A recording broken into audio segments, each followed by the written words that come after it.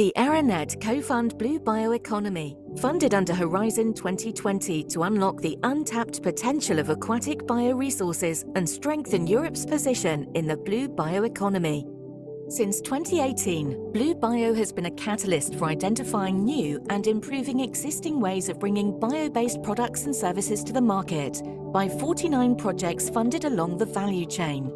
Projects have explored aquatic bioresources from novel and circular sources. They exemplify how seemingly discarded materials can be repurposed to create solutions for a sustainable future. The project Cassiawa harnessed seashell waste for bone grafts and shoe soles, while Aquatech for Feed used waste from aquaculture to create high-quality fish feed. Other projects have focused on sustainable biomass production and processing. The MARICAT project explored catalytic enzymes from the marine microbiome to refine seaweed biomass, creating supplements for food, pharmaceuticals, and skincare. In the Sur-Metz project, high-value protein ingredients were developed from low-value fish biomass through biorefining. The Blue Bio projects are breaking new ground, developing innovative products to improve circularity and creating new products and solutions. Recirculating aquaculture systems have been developed for land-based production of sea and freshwater species. The project Digiras has made a sensor prototype and fish welfare monitoring system. The projects have significantly expanded the understanding of market and socio-economic aspects. To unlock the potential of the blue bioeconomy, the consumers must also be ready for the new products and ingredients. The project Blue CC worked on consumer openness to ingredients from underutilized marine species, such as collagen extracted from lumpfish for yogurt or protein powder. In 2024, Blue Bio comes to an end, but the legacy remains. Even as projects funded by Blue Bio conclude, the increased investment in the blue bioeconomy will continue. Together, we will improve the transfer of bio-based products and services from the laboratory to production scale. This will contribute to the production of safe, nutritious, and valuable bio-based products and services to further the progress towards the United Nations Sustainable Development Goals. Hi, everybody. Hi, everybody, and good morning. So welcome to this final meeting of the Horizon 2020 Blue Bioeconomy ERA-NET Cofund. My name is Ingeborg Korme, and I am the coordinator of Blue Bio, and I represent the Research Council of Norway. So I am really proud to be here today. I'm really proud to showcase everything that we've done, the great work, but also to share our experiences and learnings. This is the end of what should have been a 5-year journey. It ended up being a 5.5-year journey because of the pandemic. And the pandemic offered us both challenges and opportunities, which you will see during the day. So I will lead us through today. And I think that the greatest courtesy that you can leave to the next speaker is to leave them some time. So let's see if we can manage to follow the schedule today. I have a little bell. So if you hear the bell, it's time to move on to the next person. So we have online participants as well who are following us, but today is really about the focus is here in this room, especially for session 2. We will get back to that. We will finish at about 2:30, and then everybody who's joining us for the tour and the mingling in the end, we will take a bus down to the aquaponics, to Big Brussels Aquaponics Farm, where we'll be until about 6. But now it's my great pleasure to introduce Eva Fallet. She is the Executive Director of Sustainable Development at the Research Council of Norway. Please, the floor is yours.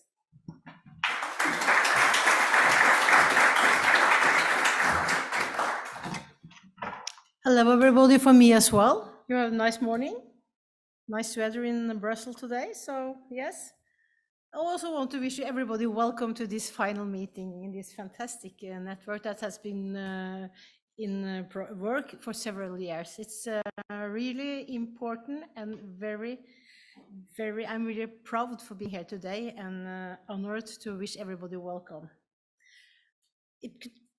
my introduction could be started on many levels, but I really want to go really back. Life started in the blue. Everybody agree about that? We, as humans, we started for very many years back. We came from the blue. We went onto the land and then we continue. So blue has always been important, and it will be also very, very important for the future. And in all this important progress, this ERA network is a part of it. And it has been a very good contribution to further development of what we do in the blue sector in many sense. And because of that, bioeconomy, I think we can agree about that in this room, that it has a great potential. It has really a great potential. Of course, it has a potential for making food, jobs, whatever we can mention. All these projects address different topics. But it's also very important to see the whole value chain from the very start to the very beginning. And this network has actually done that. And that, as far as I can understand, is very unique. It's a one big step forward. Fantastic. That's, in a way, be proud of that, all of you. And me as well, on behalf of the Research Council, of course. So, very important project. It has contributed to a more sustainable future. We have developed products. I think some of them were on the video. I will not repeat them. But anyway, it has been a success. You agree about that? Hands up those who doesn't agree. No, I think everybody agree about that. So anyway, so I think this video, I was planning to tell something, what have we achieved? But I think this video can tell the story much better than I do. Anyway, what I could address is that what is important for me, coming from the Research Council, we also do innovation, by the way, which is also part of this Blue Bio network. It builds on previous research, it builds on previous innovation, and there's a new contribution. They will follow something after us at this network. And that is the beauty of doing research and innovation, that we really are a part of a big chain of changes and capacity building, and it is important. As far as I can understand, I read on the net, and I hope that is correct. It has been 60 partners in this network. That's quite many. It has been contributed to 25 countries, which is also impressive. It has been almost 50 projects. I thought it was mentioned 49 on the video here, which really quite many. And it has lasted for 5-6 years. I thought it was even longer, but at least it was 5-6, maybe 7 years. So here you are, you made a network, you know each other, and you will probably for future also work together. What is important for me is, of course, job growth, society building, capacity building, and so on and so on. But it's also quite important, I want to stress this a little bit more, that sustainability, it has to be wrapped into sustainability. All the products, all the results, all the uniqueness from this network has to be put into the context of sustainability. And I think it has managed in this project. So that is really, really, really good. I also understand that you have analyzed several projects from the EU mission, Restore Our Oceans and Water by 2030, and then doing that, you have contributed to understand carbon neutral and circular economy in fishery and aquaculture, which is also very important for our common future. So, again, this network has contributed to more sustainable value chains from the very beginning to the bitter, no, not the bitter end, to the end, not the bitter, from knowledge, innovation to practice and new way of doing things and different kinds. So, impressed. The Research Council and I and everybody from here is impressed. And as you probably know, Norway is a really blue nation. This is really one of our images, to be a blue nation. And we are very happy for having contributed and be coordinator for this network. So again, thank you for giving us the role, and thank you for all these contributions. So, the future. it will not stop with this network. It will, of course, not stop with this. That it will continue. And there also something going on already, which I probably know. So it will still relevant to further develop sustainable and sound blue sector, value chain for people, for society. Improvements for business is important. Improvement for knowledge and innovation is also impossible. Biotechnology is important, and I also want to add artificial intelligence, which I think will be very, very important also for the blue sector. I have learned and heard about a project, both in research and innovation, which I think can give a big step forward to a sustainable sector. Please mention this. So, we in Norway, in the Research Council, has been very happy for having the opportunity for having this role in this ERA network. And we are very proud, and probably you as well, very proud what we have achieved through this network. And I look forward on behalf of the Research Council to participate in the future development, research innovation in the blue sector. So I hope that I can learn from you today how it can be contribute for future science policy, for future activities in this sector. So before I leave the floor to what you're really looking for today, I want to thank everybody for what you have done those years. I want to thank the secretary. I want to thank all the researchers and innovators and everybody that you are here, both in here physically, but also on the net. I think many collaborate there.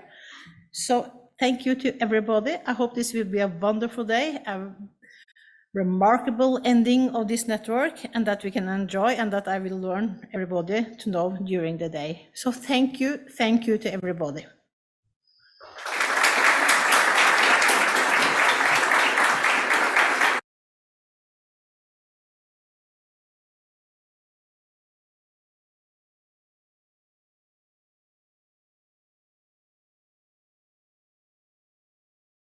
Hello, my name is Anne-Kristin Løs. I work as a senior researcher at the Norwegian Center for Organic Agriculture, and I'm grateful for this opportunity to present the Blue Bio amplification project called Seasoil Demo.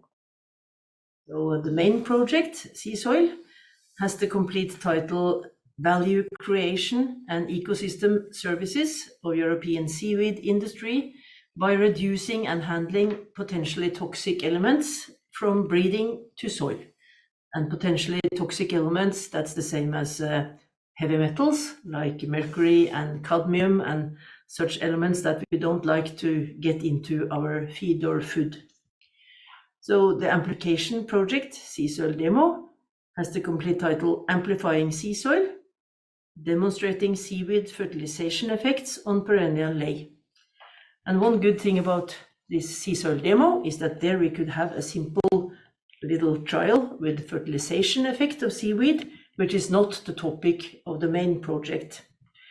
And on the right side, you see all the partners in Seasoil and all the industry partners delivering delivering seaweeds to our experiments in Seasoil. They also deliver seaweed material to the Seasoil Demo project.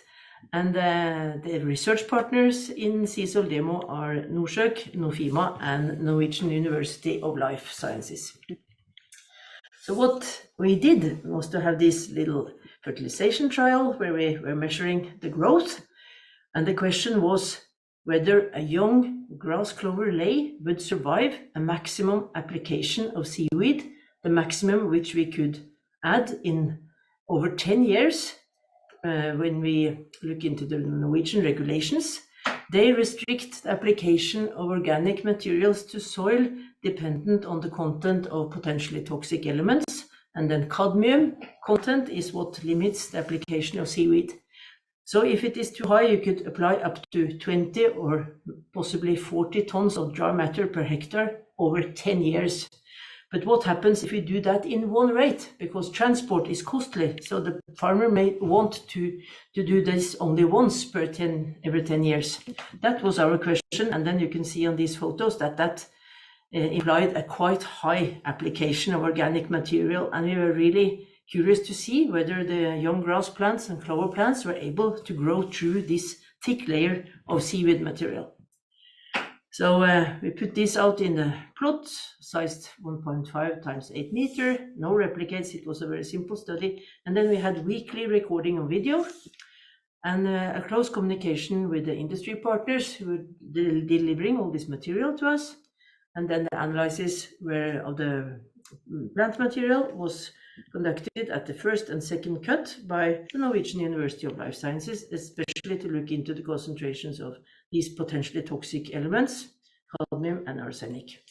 And here you can see the plots from above, recorded by a drone, how they looked like approximately 1 week after all the materials were spread out in the field. And as you can see, on most plots, the grass and clover went through and grew pretty well, but you see 2 brown plots in the middle where it was a bit more challenging, and especially if we had a very liquid fertilizer made by fermented seaweed, then the grass plants and clover plants didn't like that very much.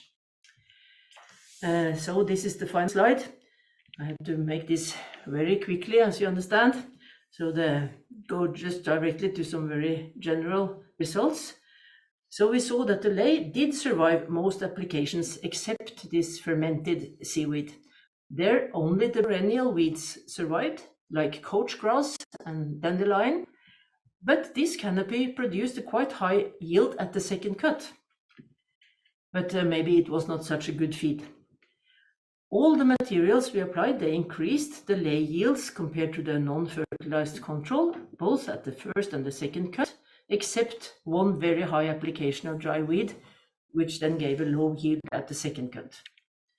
And you can see the reason here on the photo to the left, because very high loads of dry material, they were not decomposed during the summer, and they attracted water and became smeary. So it was not so good. What we also could see was that we had higher concentrations of arsenic, but not of cadmium, in grass which was amended with seaweed. You see that on the figure to the left side here. This is without replicates, so of course the results have to be interpreted with care, but they are quite clear. And what we also have experienced is that this simple field experiment was very useful to engage the industry, and I very much like to have more experiments with more agronomically correct fertilization rates. So we will try to see if we can get some project funding for that. And we look forward to the completed videos, which we think will become a very good communication product. So thanks a lot to Blue Bio for funding this project, and of course, I am very open to further questions from your side by email, maybe, if you want to know more about sea soil or sea soil demo. Thank you.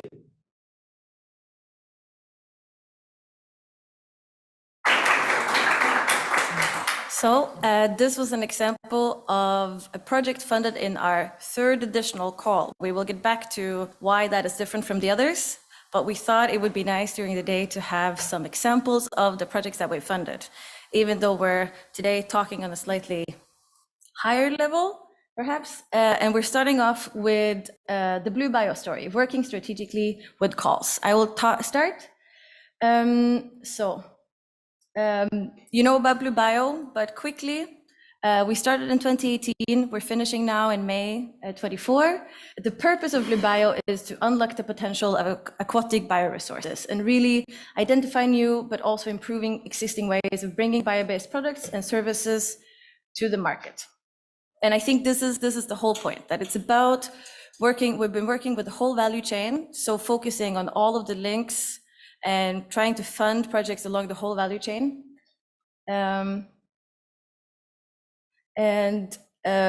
When we started with our first call, the co-funded between the Commission and all of the partners in 2018, we started with the Horizon 2020 call that we ourselves was a part of. We looked into the strategic research and innovation agendas of especially two earlier ERA-NETs, the one on cooperation in fisheries and aquaculture and seafood processing, COFASP, and the one on marine biotechnology. So really taking those into account because they had just finished.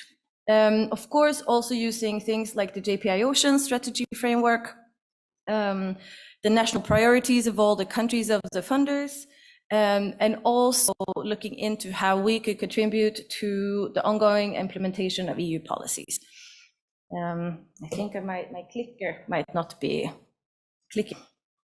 Right, so what we do? What did we do? We built this first call where we wanted to fund projects along the whole value chain, from exploration of aquatic bioresources to product innovation, market and socioeconomic aspects. But we also had these cross-cutting factors. So enabling technologies, that's biotech, policy support and stimulation, and mobility skills and capacity building. So we wanted that to be implemented in all the projects, but also something that we worked on in the ERA-NET itself. And so it ended up being a call where we funded 19 projects but only within 3 of our priority areas. None of our projects chose biotech as their big topic, but it was implemented in most of them.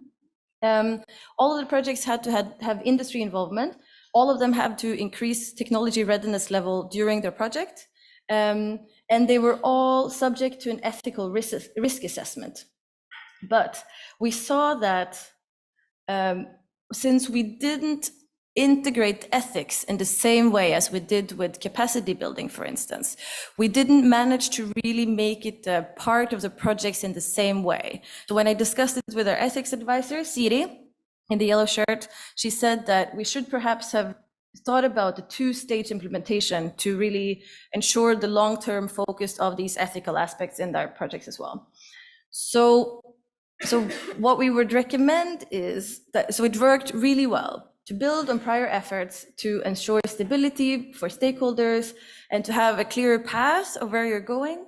To ensure true integration of cross-cutting issues, it needs to be part of the application, part of the evaluation criteria all the way through, and you really need to follow up on these. But when you establish a clear plan for the calls, then you can really identify and address gaps and needs moving on. Because what we did after the first call was we analyzed the links of the chain where we hadn't funded. So these are the number of projects that applied for the various parts of the value chain. And we saw that there were some areas that were had no applications or very few. And so in our additional call, so the top one is the co-funded call, 19 projects, 25 million.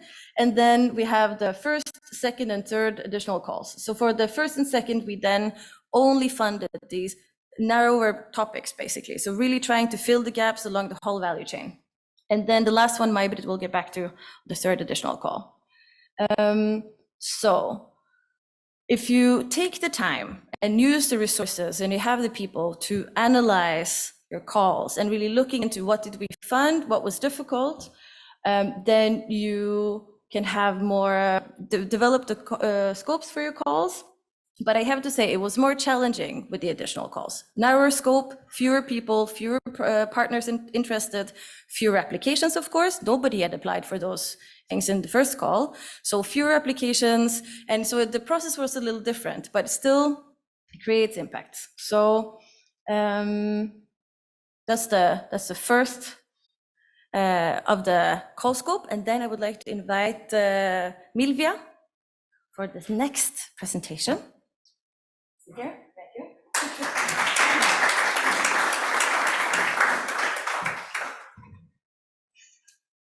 Is it the green? Okay. So good morning, everyone. Can you hear me? Yes. Okay.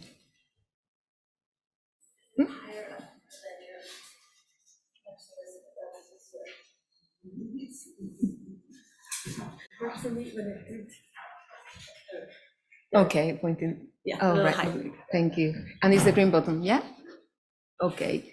So as I mentioned, good morning. My name is Milvia Sungunu, and I work for CTI, which is the Spanish Agency for Innovation. I've been asked to give a few thoughts on what it's been like to be part of the Blue Bio ERA-NET over the past 5.5 years. First of all, I'd like to start explaining what CDDI is and why do we get involved in schemes such as this. We belong to the Ministry of Science, Research and Universities, and our main role is to promote innovation and technological development within Spanish companies. And we do that by providing them with financial instruments where there could be grants or soft loans or any type of financial support they might need. And for us, it is essential that we have instruments that both meet the need to work at a national level, but also at an international level. As we've mentioned, it is essential that there is collaborative work amongst partners. We participated actively in two of the calls that Ingeborg just mentioned. In the co-funded call in 2019, and we were able to fund two companies, two projects. Inevol, and the Spanish company is Alcafres, and I will mention a few more details about this company later on. And then in the additional call, bearing in mind that we participated using soft loans for companies that perhaps is not as attractive at giving subsidies, we were also successful in that we managed to fund ECONEC innovation.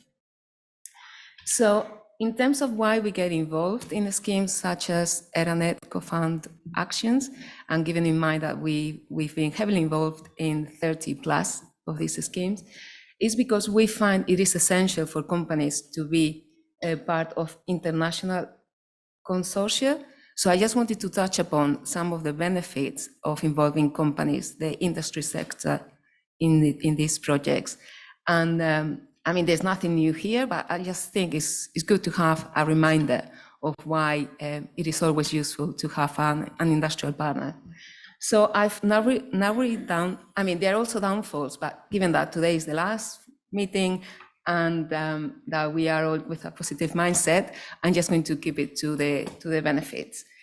The main one, the first one, is access to resources. Clearly, companies can bring to the table whether infrastructure, staff time, financial, and share it with the rest of the network. There's also market validation, because at the end of the day, companies know the market, know the needs, the trends, the demand. So it's helpful to have those in mind when designing a project. Real world testing, it goes without saying that companies are going to offer opportunities for testing the outcomes, the research outcomes in real world settings. Commercialization pathways, and I know later on we're going to touch upon this again. It is essential to understand industry dynamics, regulations, market entry, access points, and in order to better position innovation in the market. Knowledge transfer, it goes without saying, is a win-win situation for everyone involved. Researchers can get the inside knowledge of the market, the demands, the trends, but equally, companies get direct access to cutting-edge research and important outputs. Yeah, and risk sharing. By pooling resources and expertise, partners can mitigate the risk of being involved in research projects. And I'm going to hurry up a little bit. So not just from CDTS experience, I also wanted to bring you this company's experience in this process. Just to highlight three main points. Daisy Alcafres is a small company based in the north of Spain, in Galicia, in the Galicia region. They were involved in this project in 2019. Since then, they successfully managed to finish it. They've moved on to be part of a proposal in SBEP, the partnership. They are currently in phase 2. And furthermore, they are also involved in a collaborative project under the Horizon Europe program. So there's been that evolution from the very beginning. So the three things they wanted to highlight was that it was a very positive experience. It is very important for SMEs to be heard from the very beginning, to be involved in designing the projects. And they found it essential that they were able to communicate with the funding agency in their own language and have their project monitored and follow up also nationally. And the future, as it was mentioned earlier, the future is now, as they say. We are going to continue to be involved in the schemes such as this. So the SBEP partnership is an opportunity for us to continue to give Spanish companies those entry points into collaborative projects in the maritime and marine sector. In relation to the vision and thematic pillars, I'm not going to go through those, but I will say a plea from here, and it is that at first sight, there doesn't seem to be many windows for the industry partners to participate. So I think my message today will be, it is essential that strategy links to priorities, but also to funding agencies, because it might be the case that if there isn't that link, we are not able to fund what we need to fund. So fingers crossed, there will be opportunities for funding agencies, particularly those as the one I work in, that work with businesses, to be part of this scheme for the next 7 years. And as I mentioned, it is essential to include industry partners in R&D projects, not only because it fosters collaboration, accelerates innovation, and enhances the relevance and impact of research outcomes.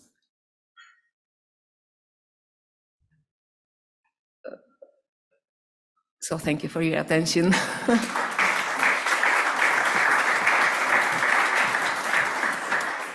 Thank you so much, Milvia. I think it's very important to hear also from a funder that only funds industry and to get that balance when we're here. So the next speaker is May-Britt from Marine Institute in Ireland, please.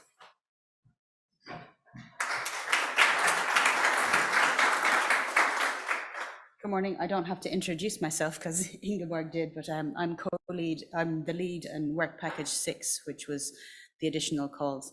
So I'm going to talk about the third additional call, which was a little bit different. We called it Amplifying Project Reach and Knowledge Impact. And in particular, I want to talk to you about how we developed it, because all of our calls up to then had been 3-year research and innovation projects, but it was an iterative process that took, I'd say, the best part of 1.5 years to actually get over the line. And one of the reasons we started looking at alternative funding mechanisms was because we had seen this trend of a reduced budget for each of them. And Ingeborg had a slide on this earlier. So you would have seen that it dropped from maybe 25 million to maybe 7 million. So there were a number of reasons for that. COVID, obviously, COVID recovery, the war in Ukraine, and then the partnership starting up. So it was not so easy for funders to commit to something else when they already had commitments in the pipeline. But another thing we looked at was part of the remit of the Marine Institute, which was a number of different milestone reports. The first one was looking at collaborations with private sectors, and in that one we were exploring opportunities to strengthen the links between research and private sectors. So, for example, we spoke to bio-based industry consortiums to see if there was some interaction with there. And Samuele is here. He'll be on the panel later on today from BIC. The second one was looking at collaboration for the public sector, and that was for the consortium to avail of maybe widening participation during those funding calls. So, for example, we spoke with people in Scotland, we spoke with people in France who were not already part of the consortium.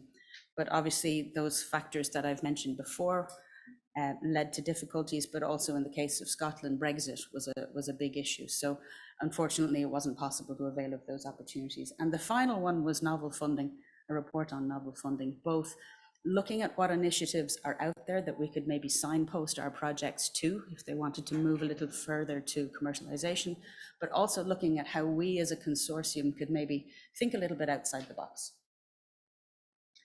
But in order to do that, we need to talk to the funders. So we had many discussions, both at partner meetings, at executive committee meetings, at bespoke meetings, just about the third additional call. And we looked at funding models. And believe it or not, we had a fully fledged, ready to go, typical additional call with topics chosen. And unfortunately, funding was withdrawn in a few cases. So we started looking at more shorter term, smaller scale funding, which was difficult because not all funders could actually avail of that type of funding. They were very locked into these 3-year funding projects. we talked about a lot of different topics. These are just a few. If you want to see more detail about these, they're in the novel funding report, and I'm happy to share those. But we also wanted to get some feedback from the projects, or listen to what the projects that were already funded had to say. So yes, so Indrajit and Martin will talk about the e-coffee meetings, and we also looked at the project reports, and the result of that was the third additional call, which looked at these 5 different areas. Again, all of the information is on the Blue Bio website. We ended up funding 13 different projects. You saw one of them, Seal Soil Sea. That's difficult today. Too many coffees this morning. Sea soil demo. I'll leave you with this, the lessons learned. Really, I think the opportunity to be flexible and adaptable with how we funded was very important. You heard from Sea Soil Demo themselves that the opportunity to look outside the box, out of what they'd already put in proposals. I think everybody in the room could agree that there's no way that a proposal you put in follows exactly as you plan during it. If it does, you're probably German or Norwegian, but certainly that doesn't happen in Ireland. And that we can have these high impacts without putting millions and millions on the table. So I think that's an important lesson to learn, and we're part of the partnership, and we'd be hoping to bring some of these learnings to the next phase. Thank you. I apologize if I was not really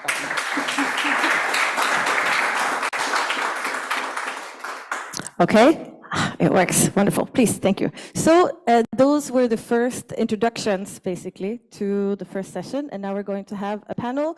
I'm very happy to introduce Nikos Ampoukas from DGRTD. He's our policy officer as well. He's been following us the whole time. To have Mercedes Groba from EIT Food. Thank you. To have Samuele Ambrosetti from Bio-Based Industries Consortium. And to have Torsten Kiefer from JPI Oceans join me here. Thank you. I think it's next slide. There was supposed to be a nice slide of my panelists. Yes, please find a seat. No. There we go. Wonderful. Okay. I have some mics as well. Okay. Is it too? Okay, now this is on. We have 2 mics that we will be sharing. So, leave one here. See if it falls off. No. Whatever. Oh, sorry. There we go. So, okay, if it's too much, we can turn off the screen.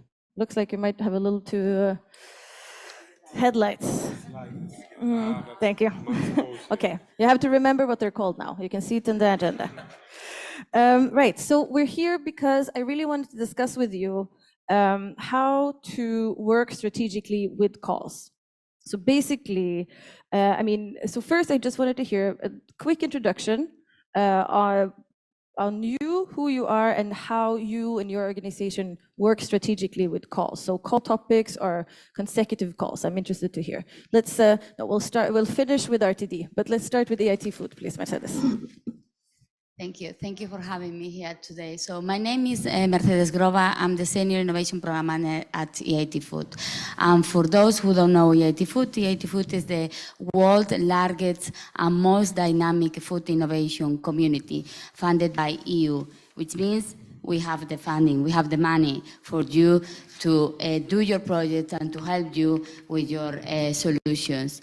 So in terms of your question, so how we work strategically with calls, for us it's important to start by saying that to work with calls, you need to have a strategy in mind.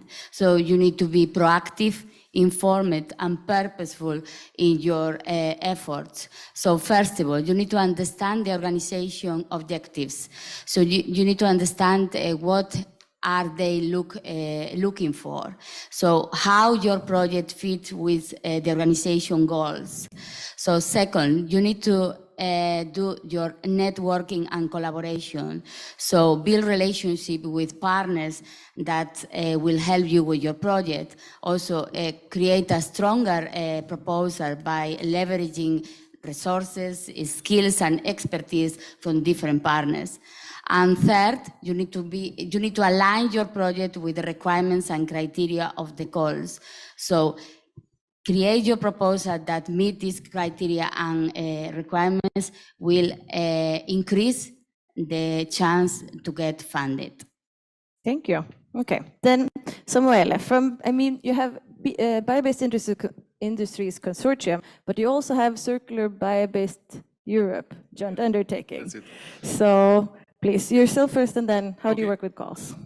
Thank you, Ingeborg. Good morning, everybody. I'm Samuele Ambrosetti. I'm Program and Innovation Manager at the Bio-Based Industries Consortium.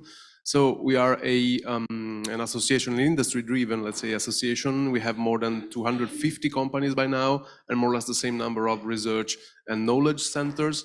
And yes, okay, we do many things as an association, but maybe the most important one that Ingeborg mentioned is we are the private partner of the Circular Bio-Based Europe joint undertaking, which is a public-private partnership that we have with the European Commission as the public, of course, partner.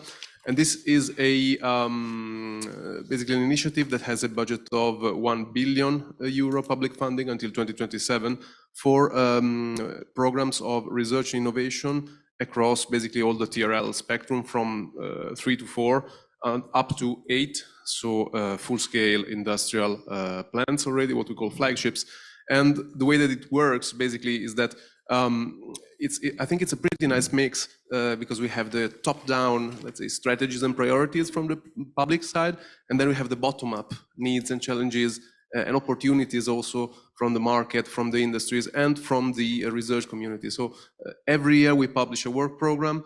By the way, in April 23, I think, there will be the official launch of the work program 2024. There is a topic on seaweed and macroalgae, which is, I think, pretty interesting for this community. And there are a few topics on biotechnology as well. So yeah, just to advertise a bit the program. Thank you. Thank you. Don't worry.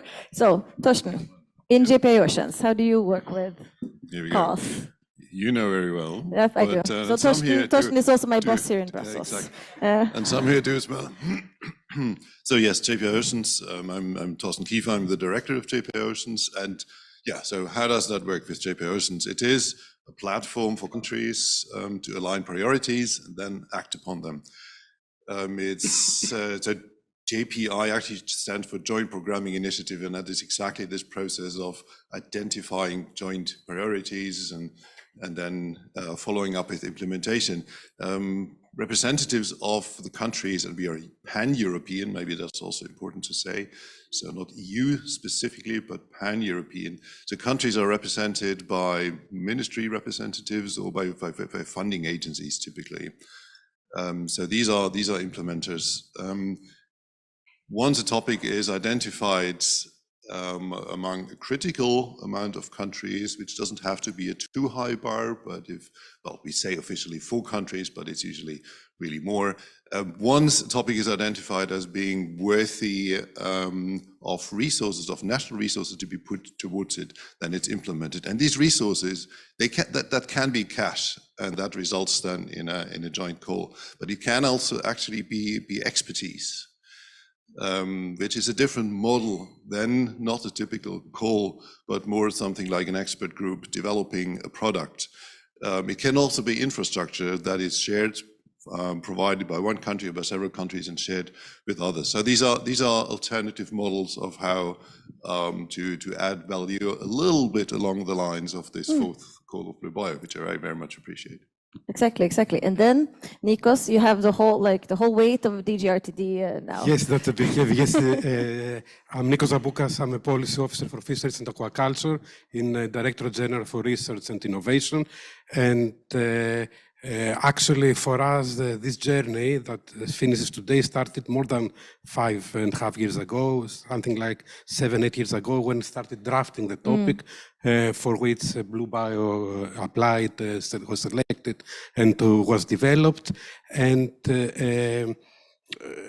this policy that we developed, we implemented mainly, the main instrument for this is the Horizon the multi-annual framework programs for research and innovation. The previous one was Horizon 2020, and now we have Horizon Europe, and we really follow a strategic approach. And as an international body, as a European body, it's a slow, inclusive, but slow, and some people find it heavy, but it's a structured process. So we develop our strategic orientations, we structure the program. All in all, the current program has a budget of 95 billion euros, of course, not all or not mainly for Blue Bio. But it's a lot of responsibility from the taxpayers on our shoulders, and we structure around destinations, around intervention areas. That's not the most important how we call them, but we really involve everybody in this process. We have inside the Commission our own policies. We have the bioeconomy strategy. We have a very strong policy, the common fisheries policy. We have also an initiative for algae, guidelines for sustainable aquaculture. We have such policies. We have our own also soft processes like the Food 2030 policy framework about integrity of food systems.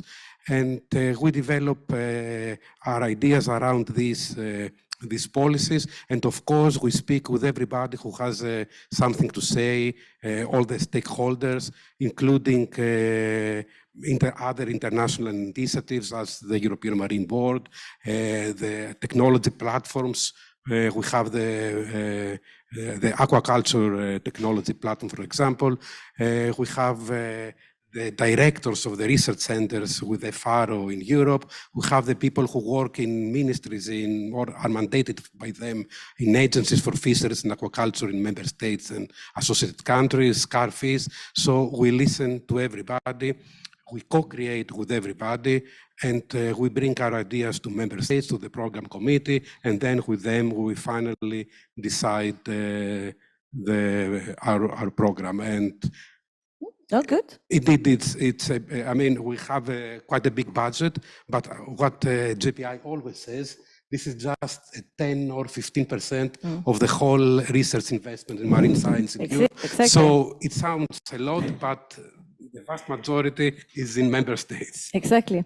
But thank you. And I wanted to then follow up. I liked what you said. It's inclusive but slow.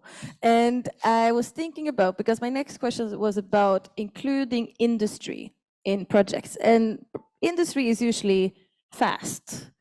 They have a fast turnover. They want things to happen quickly. They can't wait forever, and they need clear rules and a clear direction so they know what to plan for. But things are also happening quite quickly. So I'm wondering a little bit. I want to ask all of you. But so how, from RTD perspective, from the Commission perspective, how do you best facilitate the inclusion of industry in research and innovation projects? To start? You can start. First, let me say that we know that this is not the strongest point of Horizon, and we know it. We know it's mostly academic, and mostly academia participates in this, and we know the value of basic research. We try with different ways to stimulate the industry to embark on research. In the past, in FP7, there was a quota, I think, for SMEs, that you should have a minimum SME quota. It didn't go perfectly well because we found that many SMEs were purpose-made, short-lived SMEs spinning from academia. So it was academia again with a different cover. So we dropped this. Big projects that are research and innovation cannot be very fast, so we know this. But there are also other instruments, particularly under other pillars of Horizon Europe, not the one that we're working, that have higher TRLs and close to the market. One of the big innovations of Horizon Europe was the European Innovation Council that has a lot of instruments for fast-track to innovation to really help industries being small to get involved and to have a profit. And what we really understand is that the best way to involve industry is not to have a quota or a requirement or something like this, but to really do work that the industry is honestly interested in. Thank you. And we would also like to see more and more industry leading projects. Yeah, They are exactly. eligible. Mostly they're research centers or academia. True. But I mean, we're very happy when you see industry taking the lead, so they define the frame and not just following a university and just saying the university, we have industry on board. Yep. This is my honest Yeah, no, I agree. experience. I wanted to give the word to, thank you so much. I want to, no, he has his own mic. I want to give the word to Samuel. We see, so in Blue Bio, in the first call, we have one coordinator who's industry partner and 18 who are not. But you have a lot of industry. So what do you think? Basically, it's the other way around, because of course it's an industry-driven, let's say, process. And I like your question about industry being fast, etc. This is why we have annual work programs instead of biannuals, because 1 year from the other, maybe priorities change, maybe market dynamics turn over completely. I mean, we live in a fast world, whether we like it or not.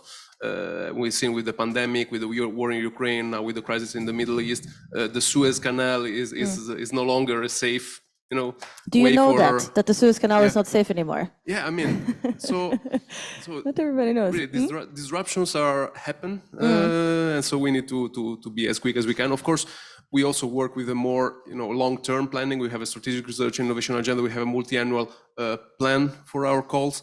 Yes, but we try to have a bit of flexibility so that every year we can focus, okay, what is the actual most urgent priority for next year? Then in terms of industry participation, of course, I fully agree with Nikos, is it? Yeah, thank you.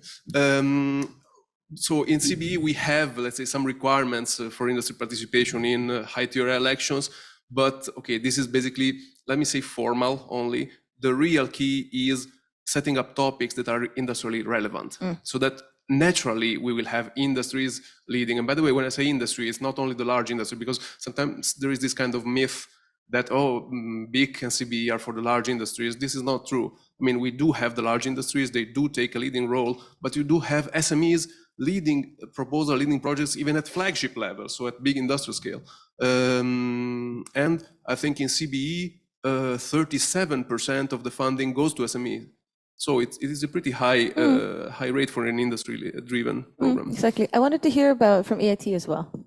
Yes, thank you. So, yeah, and I like the question because I would like to take the opportunity to say that we have 30 million to spend until 2025 in calls. So we have different calls now opened for proposals and will be open until December 25. It's 30 million. So who might be interested in to know more about these calls, I will be here around to answer questions. But just to specific for the question, so industry partners for us is key. So are looking for consortiums that are working together with industry partners. And we're talking about, when we are talking about industry partners, we're talking about from startups, SMEs, and large corporates. So we need them. So we need them because they are going to be the ones more with more experience in validation market for your ideas, in scale up your innovation, in speed up the time to go to the market. You need these partners to do your to commercialize your solution. And for us, it's important that all the projects are going to create an impact. And for us, impact is to market your solution and measure your impact in terms of social, environmental, and economic outcomes. And this, you need your the industry partners. So our call is always around industry partners. Thank you. I wanted to move on to the next. I know that there are industry people in JP Ocean's calls as well, but I wanted to move on a little bit to agility in R&I funding. So either dealing with hard to fund topics, underfunded topics, or making calls that are flexible. And I was thinking, so this is a topic where JP Oceans also sort of finds the spaces in between, basically. So how does JP Oceans deal with this? Yeah, where to start? So we believe that we have the ability to be agile. In that case, it's an appropriate question to to be asked to me. And actually in interpersons, it's also a matter of survival in this very dense landscape of, here on the panel and in the room and so on. So what is the niche, or what is the complementarity? In our case, we go for identifying the upcoming topics, those that are not covered in a lot of places with a lot of funds already, but be ahead of the curve, identify the emerging topics. And that is where a co-design process, or actually also ideas harnessing process is very helpful. So we do now have a mechanism in place where ideas can be submitted to us, and that it comes to the attention of the funders, because even though they're very smart and very knowledgeable people, crowd intelligence and the overview of community cannot be replaced by a few people. Right, and then in terms of the design of calls, I think also Blue Bio has actually done a lot of things right and pioneered new models. So we often it seems that funding is lagging behind the other wishes and ambitions. For example, there is the mission, the ocean mission now, designed with trying to provide a seamless space for up the TRL levels, and with a lot of citizen engagement and so on. That's all great and good, but are the funding instruments there? Usually it's exactly as it was there on the screen, the 3-year project, so many millions and so on. That's the model that works. And that's also something where we in interpersons often run against the wall when we say, we actually would, for effective call or initiative, to add value to knowledge that is produced, maybe through calls and the project and through a lot of money. A bit of value adding, we need a little bit of money, give us that, and then we can provide products, do knowledge transfer and so on. But it's then much harder to get the 100,000 to make this effectively, rather than the 5 million for the call in the first place. And this is, I think, where the system must really become a little inventive and creative to enable this kind of agility in calls. Yep. Do you wanna talk about flexibility and funding, Nikos? Yes. Again, as a big organization, flexibility might not be the strongest point. And actually, in the TRLs where my directorate works, the medium TRLs, we have topics that have some description. We're always encouraged to be more open, but are not really bottom-up topics. But other parts of Horizon are completely bottom-up. So like the European Research Council calls, like the Marie Curie calls, really the researchers bring their own ideas. If we wait for administrators at any level, national or international, we are not the people who bring the most innovative ideas. It's not exactly our work. So we have several spectrum of instruments, and we have some that are completely bottom-up. And also Blue Bio, ERA-NET partnerships themselves, as they manage topics, calls, and they manage projects, are much more bottom-up, are much smaller. Member states, companies, universities that go there are really interested, and member states and associated countries put their money because they really want to work in this project. So we support more and more this kind of schemes that are more bottom-up than our typical topics. Thank you. So for the audience, you can start thinking about if you want to ask any questions. There's we're there soon, so if you have any, there's space. I wanted to ask you, wide and cross-cutting call or narrow and niche call? What's your favorite, or what do you think is most impactful, or maybe just what suits your organization best? Because this is something that we've been talking. Our first call in Blue Bio was wide, cross-cutting, and then we did some niche calls afterwards. So, if you have any thoughts, Samuel, you're nodding. Do you want to start? Do you have thoughts? That's the million-dollar question, isn't it? I mean, maybe. I think million-euro question. You need to find a balance, because we've been experimenting a bit with both approaches for CBE. And what we've seen, okay, of course, if you publish a very broad topic, you make a lot of people happy at proposal level because they can apply, but then they are not so happy when only 2 can be funded and there were maybe 50 proposals, you know. So the success rate also is a bit something that you need to take into account because, of course, people put in a lot of effort to make proposals. But at the same time, we cannot have too narrow topics because otherwise, it may seem like we have, you know, tailor-made the topic for those 1 or 2 companies, which is not the case. Okay, but you know, we have this kind of scrutiny, of course, and it's right. So what we try to do is we try to have a bit of a balance, make something that can attract a good number of proposals, let's say, that can be interesting. What does that mean for you?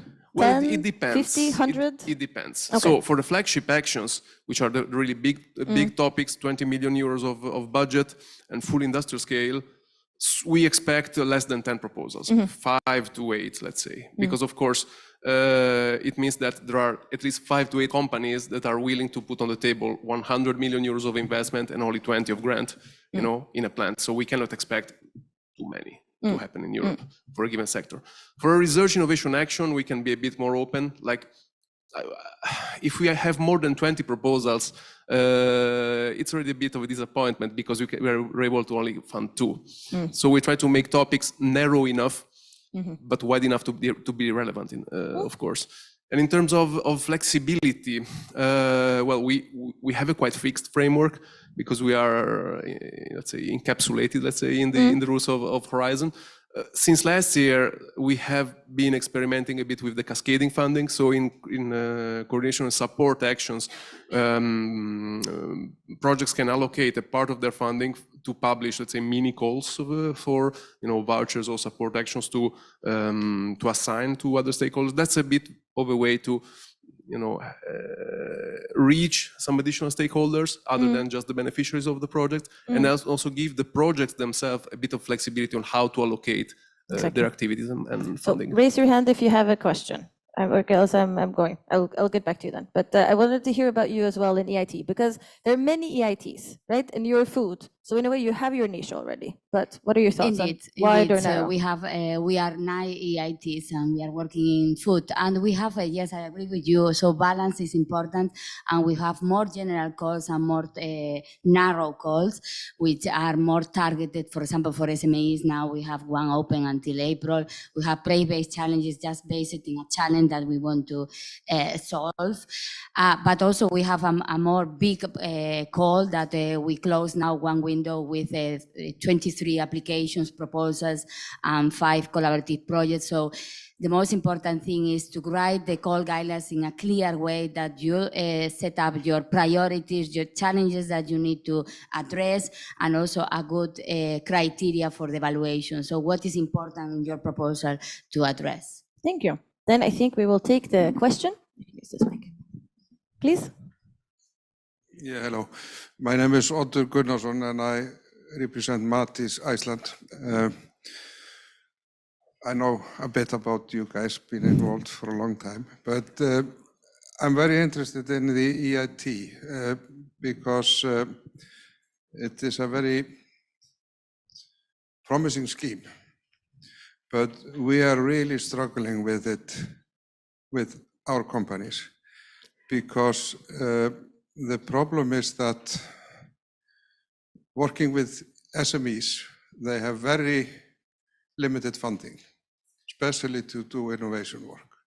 And what we have found with the EIT project is that the process from finishing a project and getting the money, it has been painfully slow, up to 2 years. And that is almost killing the partners because they are investing heavily in this. They think this is a European project, everything will run smoothly, but then they run into this. So that is, and I hope you are really working on this.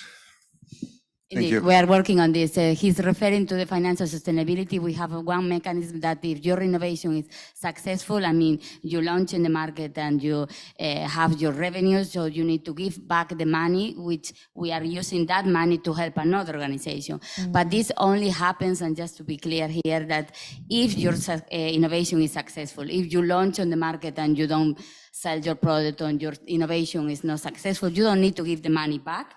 It's only the case when you are successful, we will take the money for us to help another organization and do the same. So it's a little bit like I understand it's an important topic and also a topic that's difficult to address, and we are working on this into softer this. But with the innovative agile funding also comes complexity, right? Exactly. It makes everything harder. Also, just involving industry properly in project makes everything harder.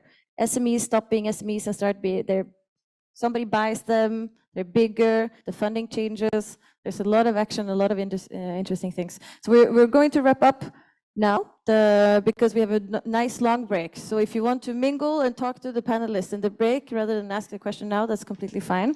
I wanted to ask you if you have what did I have?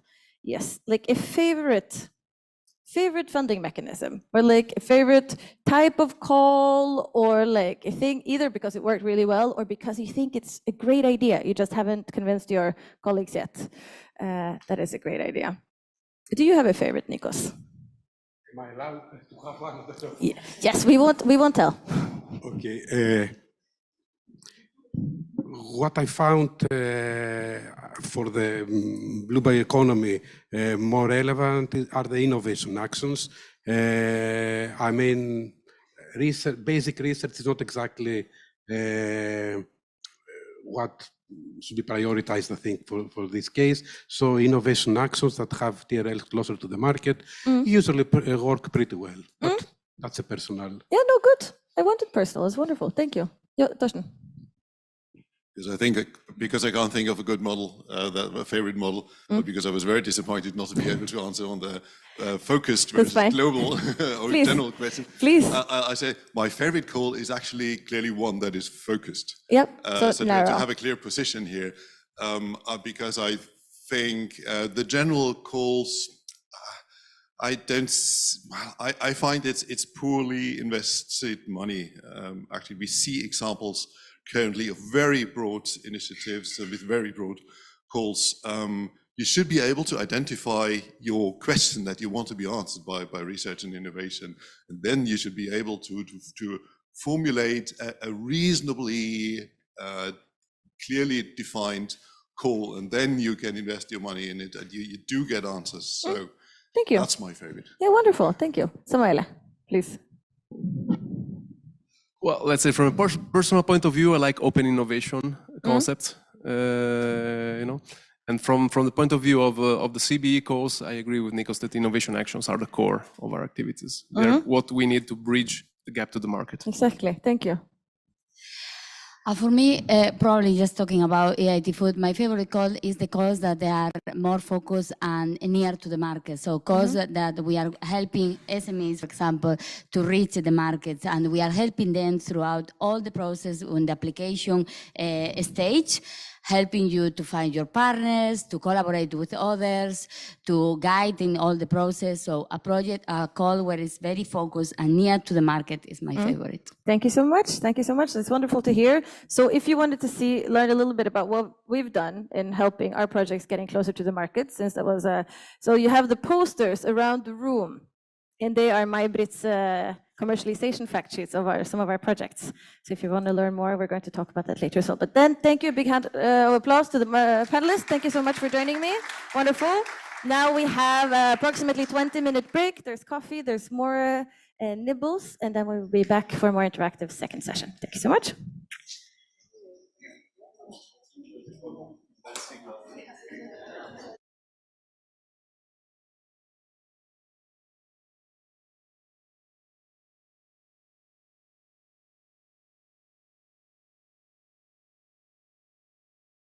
Good morning, everyone. My name is Martina Coppari. I am a researcher at the Marine Zoology Laboratory of the Polytechnic University of Marche in Italy.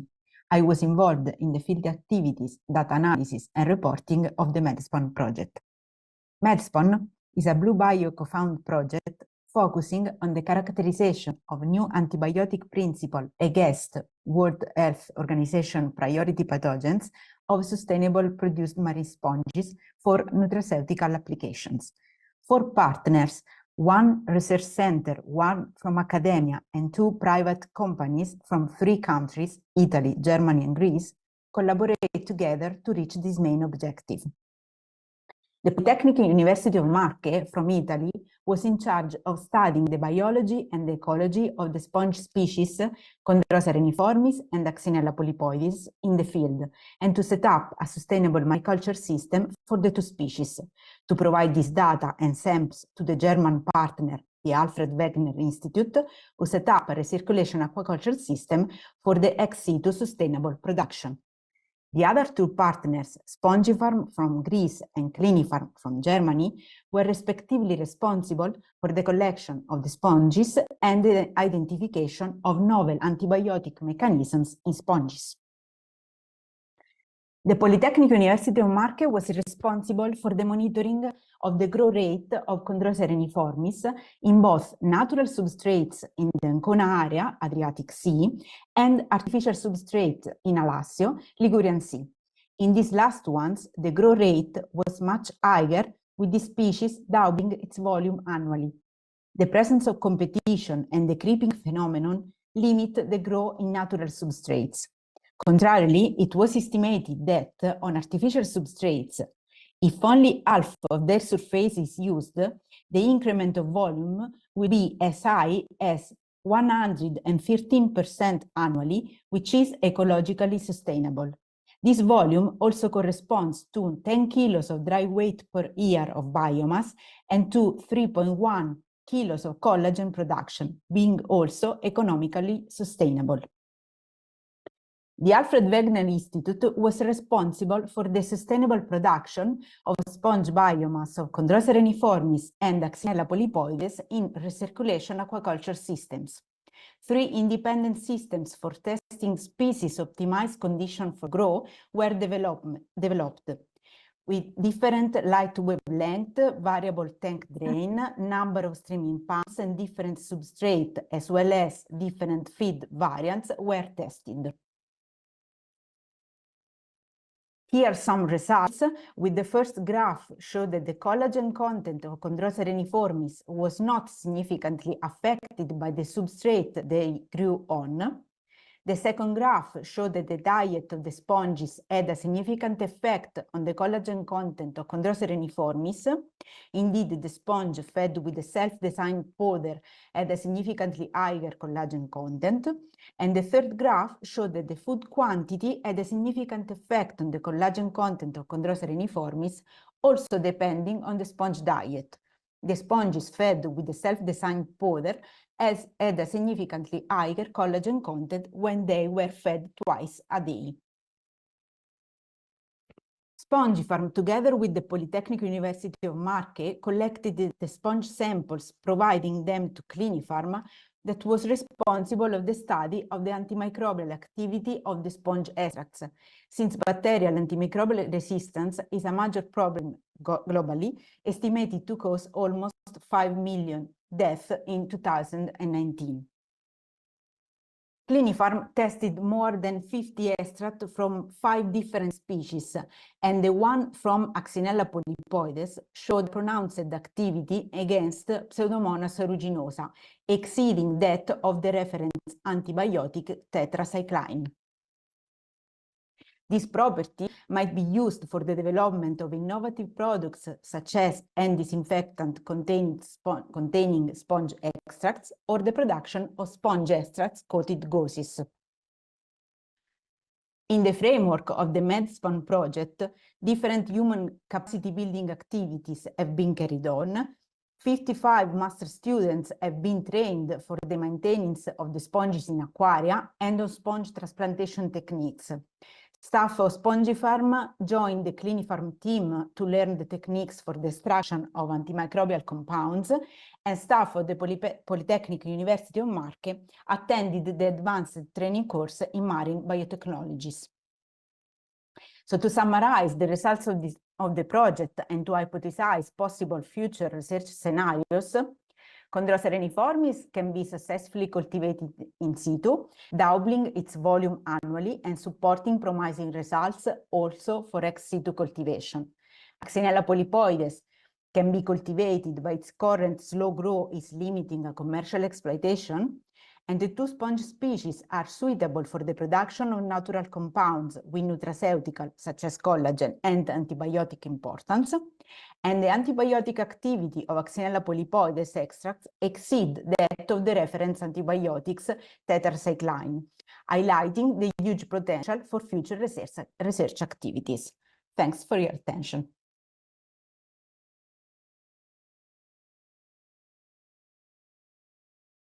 So that was another of our funded projects that has developed or looked at antimicrobial resistance compounds from marine sponges. But the highlight was actually the work that they've done on capacity building. That's why they were chosen. Because this next session now, we're going to think outside the box, or we're going to talk about how we in BlueBio have been thinking about outside the box and how we can continue that work together. So we're now going to have 4 stations. Maybe my station people can get up and find your stations. We're going to have 4 stations. We have Martin and Indigit over here, who will talk about finding the Holy Grail, creating synergies between projects. We have May-Britt in this corner, and she will be talking about commercialization support to R&I projects. We have Bernardo in this corner, and he will be talking about human capacity building within and between projects. And then I will be at the back here, and I will talk about regulatory barriers to enable circular blue bioeconomy and what you can do about them. So now is the time to find your sticker, right? So the mermaids will start with the Martin and Indigit. The whales would start with the May-Britt. The penguins will start with me, and the fish will start with Bernardo. You will have 15 minutes at each station. You'll hear a ding of the bell, and that's the time to move with the sun to the next station. Right, do whatever they tell you to do, and then in an hour we'll get back and find our seats and do a bit of a summary to see what the groups have talked about. So you will talk about all the topics, but in a smaller group. Okay, so please, up. If you have a pen, you can bring it, but there are also pens in the stations. And then let's go.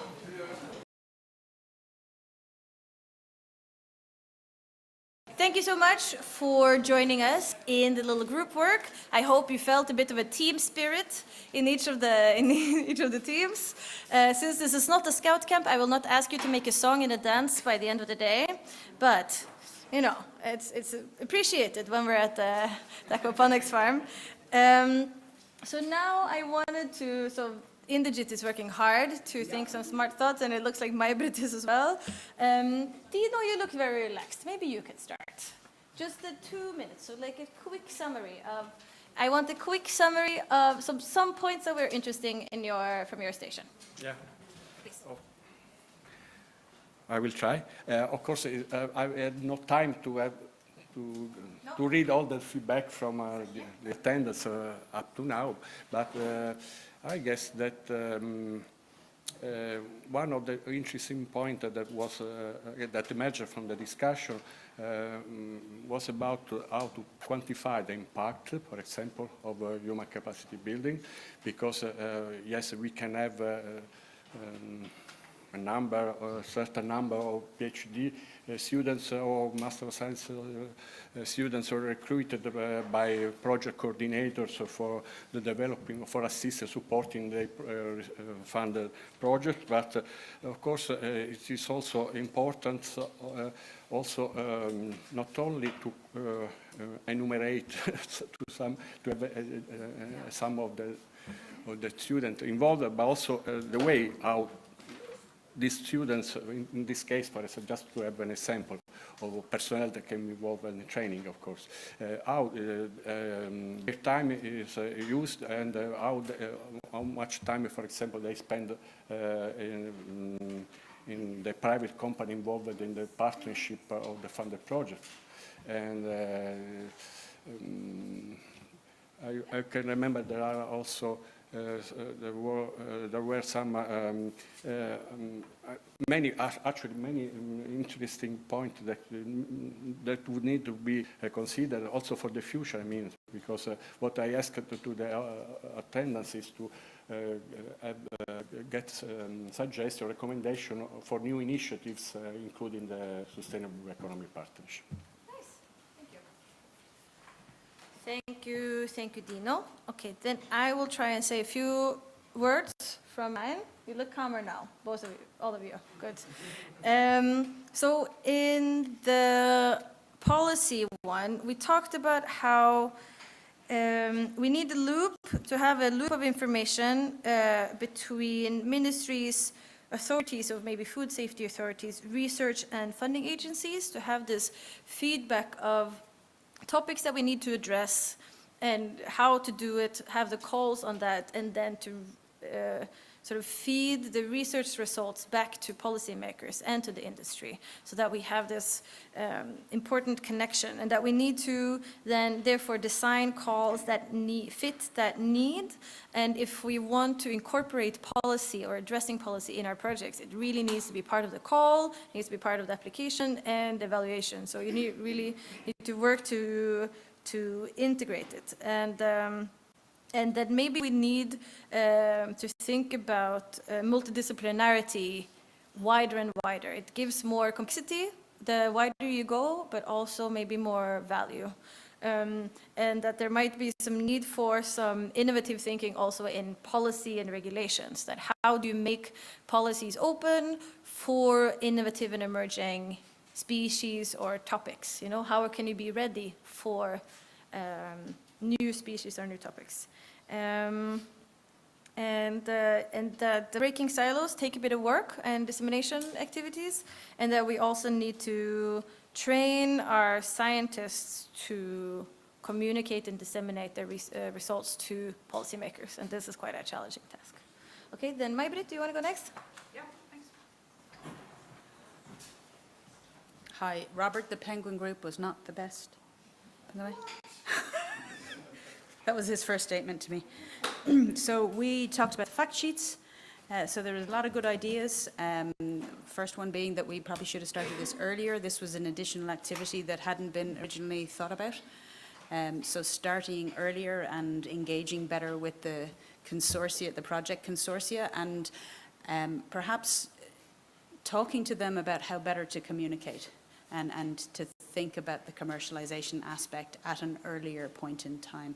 There's some really good ideas for the initiatives that could be linked with, like Blue Invest, linking our project to them, how better to disseminate the fact sheets. We're pretty recent that we actually finished them because it was a long process.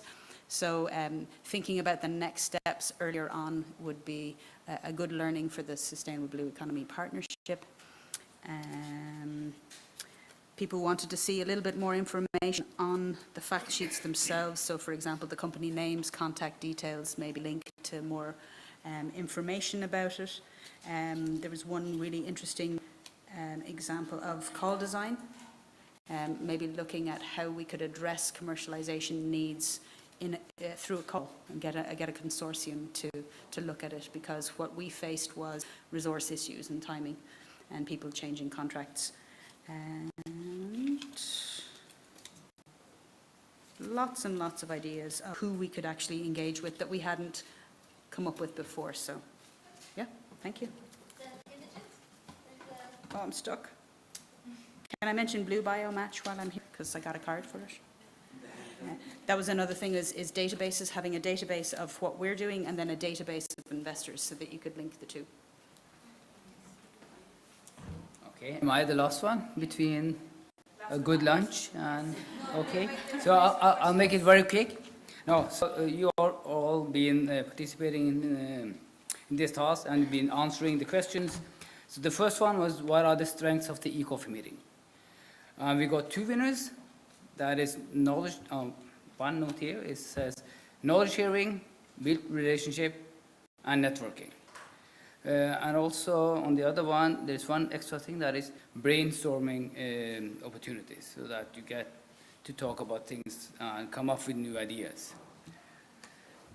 And the next question was, what are the weaknesses of the e-coffee meeting? And here, most of the people talking about, I mean, the physical meetings where you get to interact in a different way than the online meeting. That is what we're missing here. And also, there is a big question, what is the output? And then I have to say, this is one of them, the output. This is one of the outputs. But our goal with the e-coffee meetings was to bring people together from different projects, let them discuss, and let them come up with new ideas to how to solve the problems and the challenges that are there. And as we know, science takes time, so we don't have a specific output as such. There is not a single product coming out of it, but maybe there are methods, maybe there are technologies, there are new collaborations. We know that we brought in Salesforce 2 in one of the e-coffee meetings together with Blue Bio. And that opened up for many more people, and they could discuss new projects, or they could even share the material in between. So that is part of the output for us. And how do we turn weaknesses into a strength? Because there are weaknesses with e-coffee meetings, and their strengths also. So one of the points here are increased meetings between the projects funded within and outside the Cofund. And that's what we try to do. We didn't always do it. We try to do it. And I think it's a good idea to open it up for more people, to engage more people into it, and also to increase the communication of the outcomes. Clearly, that is something we missed out. We were not maybe we didn't have a clear idea of what would we do after the e-coffee meeting. So we wrote up the reports. Are they available to people? And like for the microbiome e-coffee meeting, we also worked out kind of a standardization for the analysis. Are those methods, are they available or not? And we have not been following it up as such. After an e-coffee meeting, we didn't follow it up to see did they do anything differently after the e-coffee meeting than before. So that is something we definitely have to take into account for the future. And the last one, do you have other suggestions? And I can say, yes, we have. There are a lot, but one of them says, organizing joint activities or projects from different sources or different issues, covering different issues. Connect beyond your community, follow a thematic approach, and go beyond instruments, calls, and meet projects from other programs, which is kind of, open it up for more people, basically. So I think that would be all. Thank you very much for listening and for participating. Thank you so much. So I really recommend also that you read the little policy brief or the little brief that we've written. I think that one of my favorite outcomes from the e-coffee meetings is actually that some of the projects did start official, proper collaboration while they were still running, so that they exchanged materials and results and such, which is very, very good. So now we have 3 minutes for questions, if you have any, but you've been discussing quite a bit in the groups as well. So if there are any last comments, we have time. If not, we're 3 minutes early for lunch. Yes, you can, but do it here with the microphone. I'm sorry. Let's go all the way up. No, it was something I forgot, but actually it came up with Indigit as well, is that the impact of our additional activities, particularly with the commercialization fact sheets, because they came almost as an afterthought to what was originally planned, is something that should be, if we do something like this again, should be planned better. And I think, like for me, it's going to be very difficult to see what the impact of developing these, which took a long time to develop, is going to be in the future. So I think that, and resources to actually figure that out. Yeah, thanks. Which I think is a fantastic segue into what we will be discussing after lunch, which is exactly this. Impact of funded projects, impact of the Cofund in itself, how do we measure it, what does it mean, and what do you do when you report long before the impact might take place. So, but with that, I wish you a wonderful lunch. We even have sunshine, so yeah, I'll see you online at 1:30. Okay, good.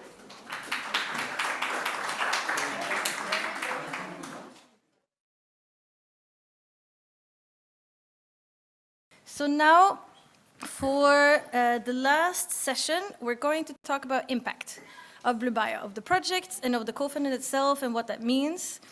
So we're starting off with Abraham and Gianna. They're really presenting, these are basically the two major deliverables from the ERA-NET. And I wish you the best of luck. It's a complicated matter. Thank you, Ingeborg. Hello. Can you hear me well? Yes.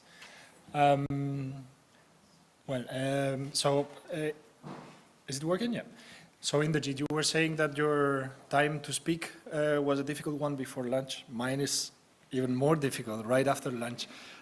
I'll try to keep the attention. Also, it's, as the discussion will go, it's impact is always a difficult topic, but I think very interesting. So and also I hate Ingeborg's bell, so I'll go straight to the point. I'm really afraid of it, so let's do it quick.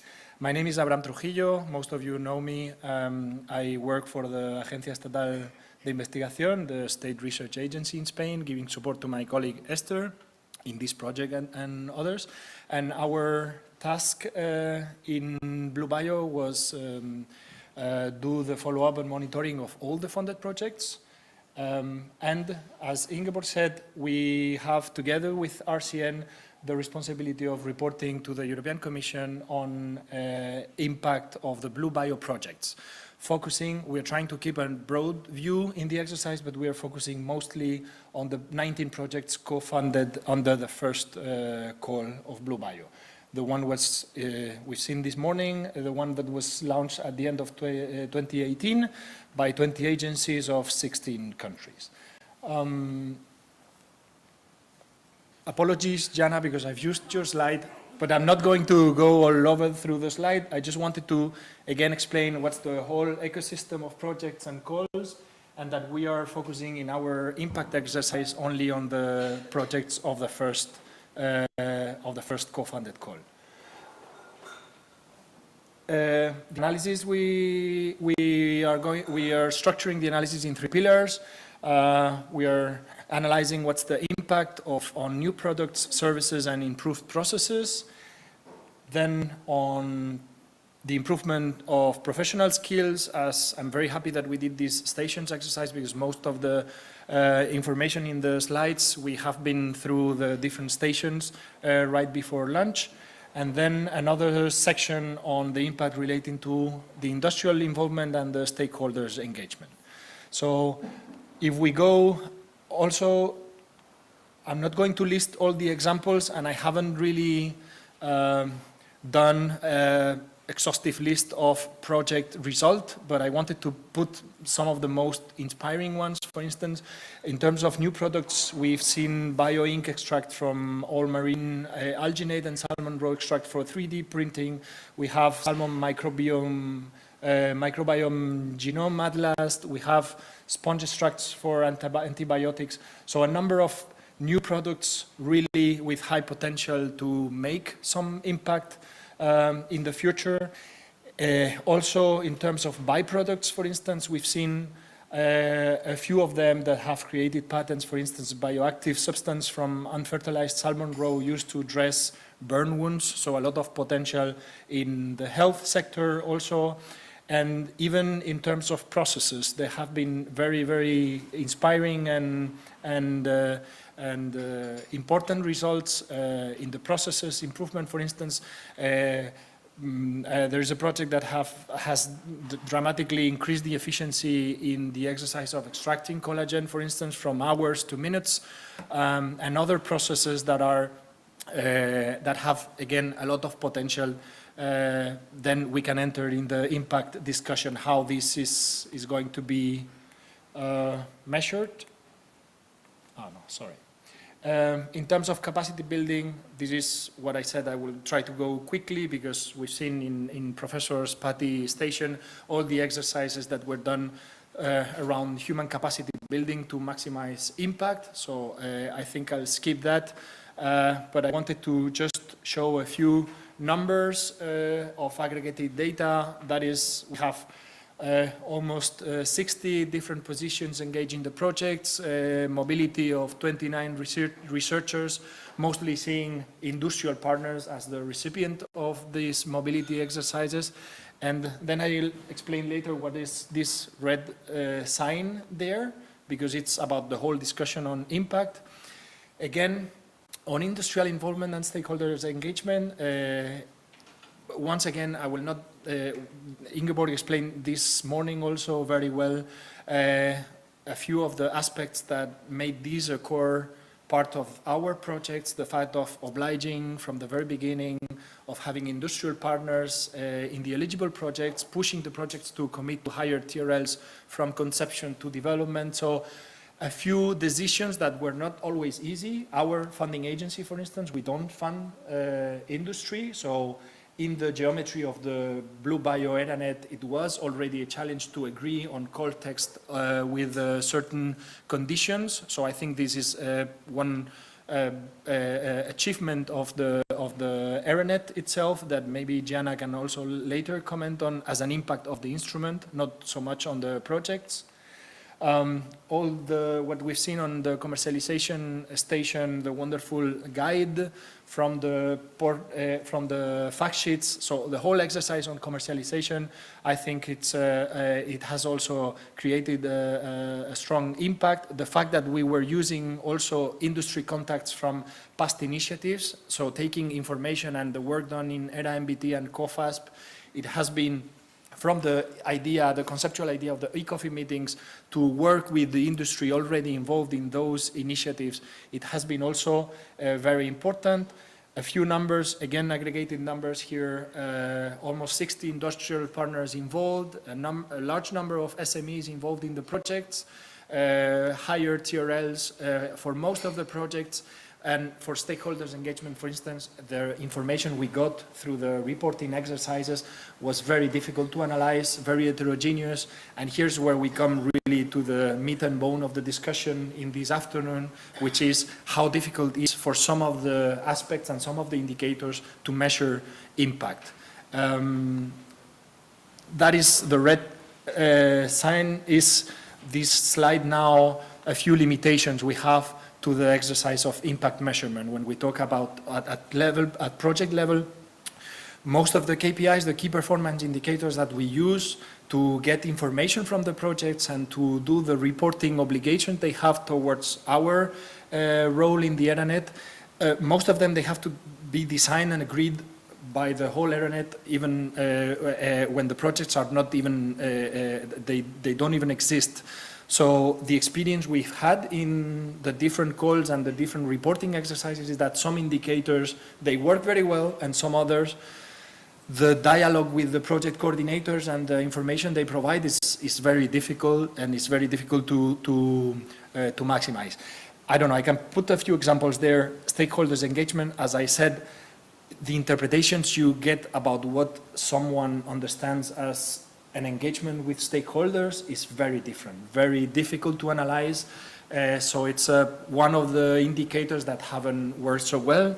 We agreed, Ingeborg and I, that we will be transparent in this exercise. There is a lot of good information to analyze impact of the projects, but we also have a lot of information that gives us an idea of how difficult is this impact assessment question that is all over the place in general in European projects at the moment. interaction between projects, again, something very vague. What do you mean by interaction between projects? Means a stable collaboration, means that you meet once every 3 years, not so easy to measure. But again, if you go to the traditional metrics, then that's easy. Number of publications, number of patents, that's no ambiguity there. We can measure, we can do nice graphics, and we can report to the Commission what's the impact. But is that what we want? That is, I think, the discussion also for later for the panel. And another difficulty we have, and this you all know it very well because Blue Bio is about to finish, is that we don't have long-term follow-up of the projects. That's not always possible due to lack of time, resources, etc. And sometimes impact aspects come at much later stage. Ideally, I would love to have one-to-one interviews with the project coordinators in 2 years. Whether this can happen and whether the project coordinators will have kept the network of their projects, that's very difficult. So the assessment of the impact and how some of the examples I put before can access the market or reach some of the goals, it's very difficult to measure because we usually do this exercise either during the projects or right before or at the very end of the project. So there is a big limitation there. And of course, if we go to some other, as I said, quantitative impact based on regular research metrics, that is easy and there's nothing wrong there. It provides good information, and I think it's important that we keep doing this exercise because impact is in the center of all our funding mechanisms and instruments, and the European Commission, of course, is very much looking for the impact of the instruments and the projects funded. But as soon as we move towards more soft aspects of impact related with how the blue bioeconomy sector is being changed or how the daily life of European citizens is affected by the results or the outcomes of the projects, that becomes a very complicated analysis.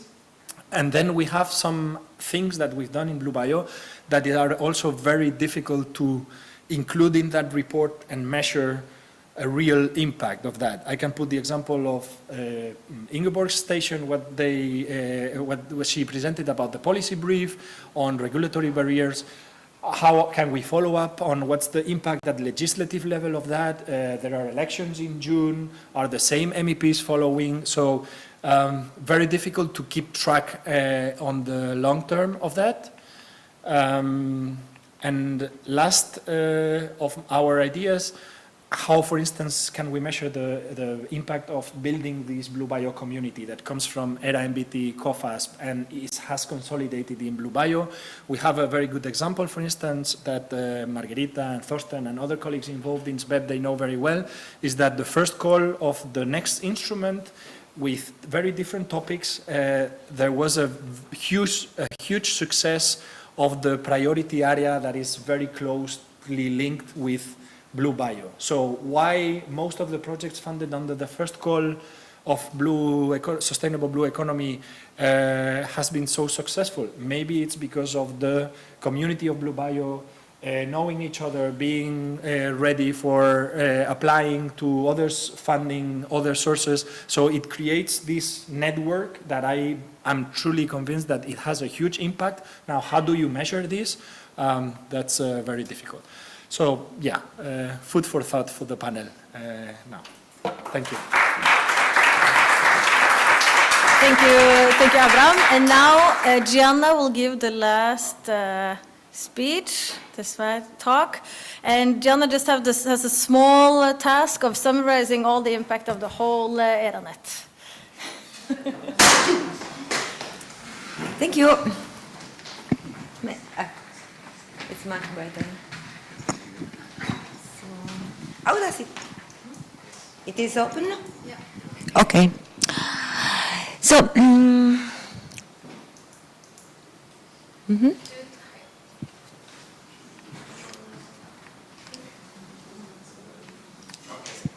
Okay. I am Gianna Fabi from the National Research Council of Italy, and within Blue Bio I I am the leader of the, together with RCN, of the Work Package 7 dedicated to the related activities that are all those additional activities that we have implemented in support of our call and our funded project.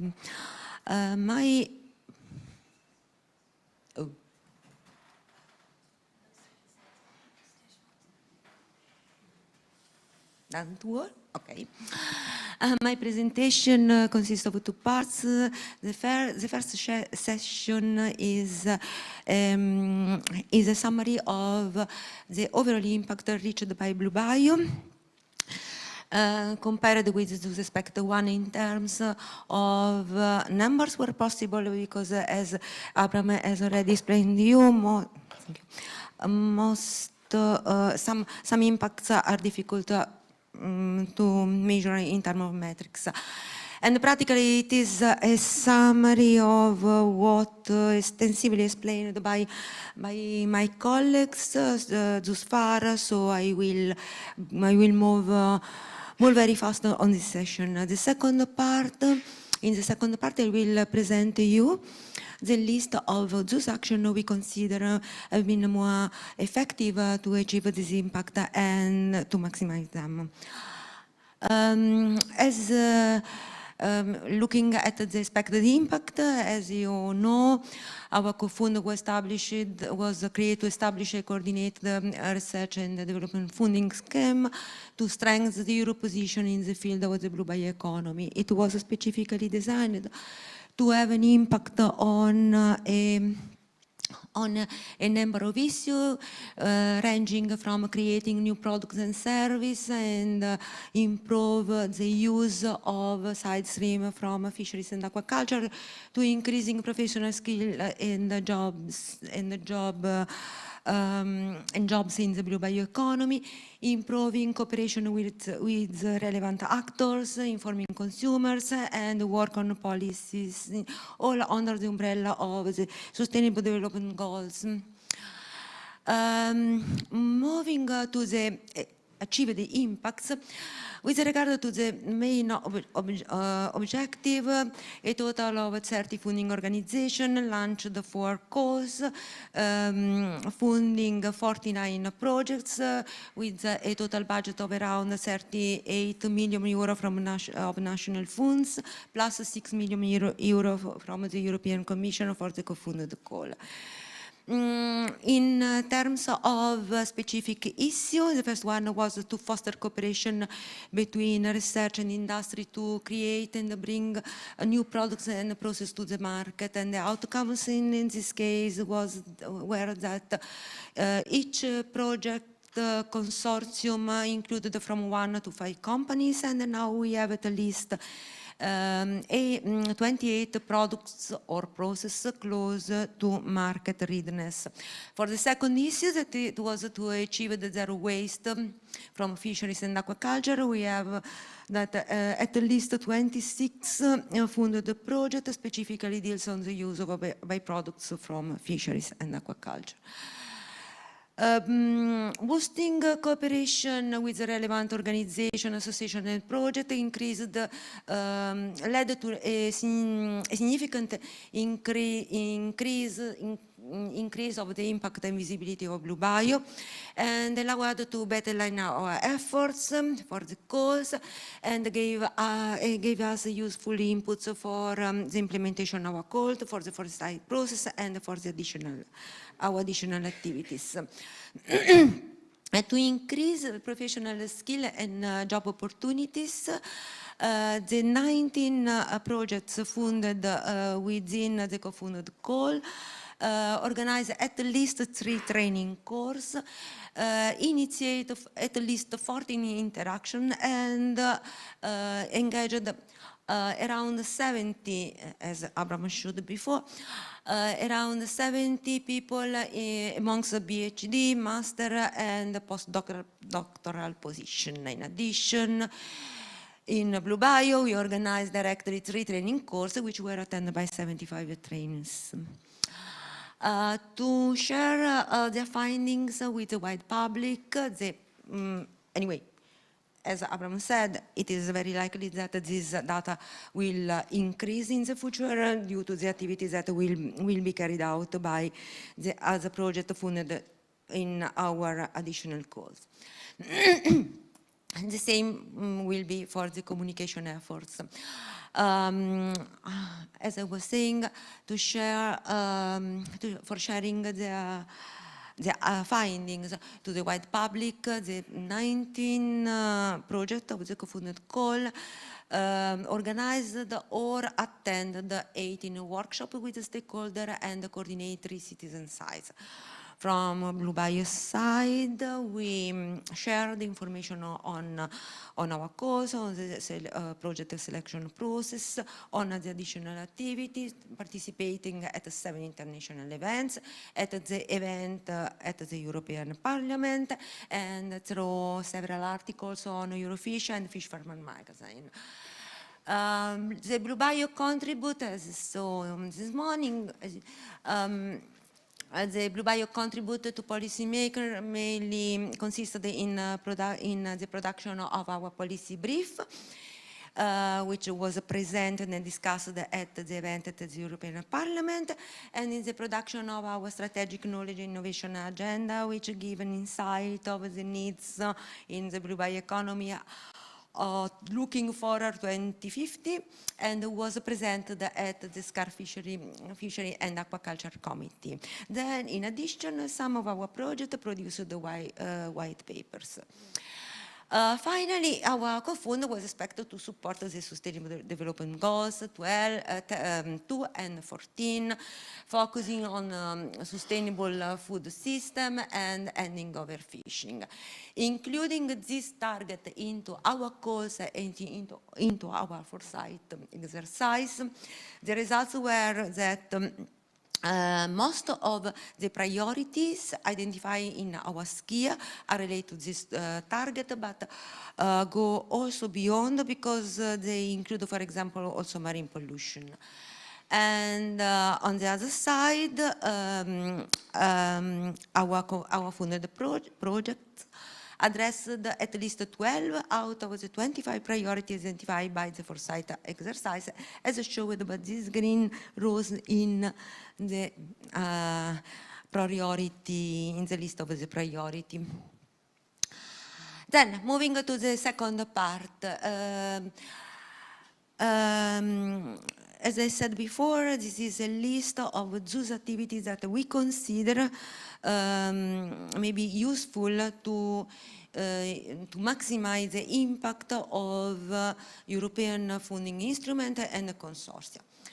Regarding the development of the call, as already showed by Ingeborg this morning, we would have 4 recommendations, main recommendations. The first one is that establishing a clear plan and vision for consecutive goals really helps to identify all priority and gaps along the value chain, to facilitate the dialogue with the national funders and potential applicants and stakeholders, and also to increase the quality and relevance of the proposals.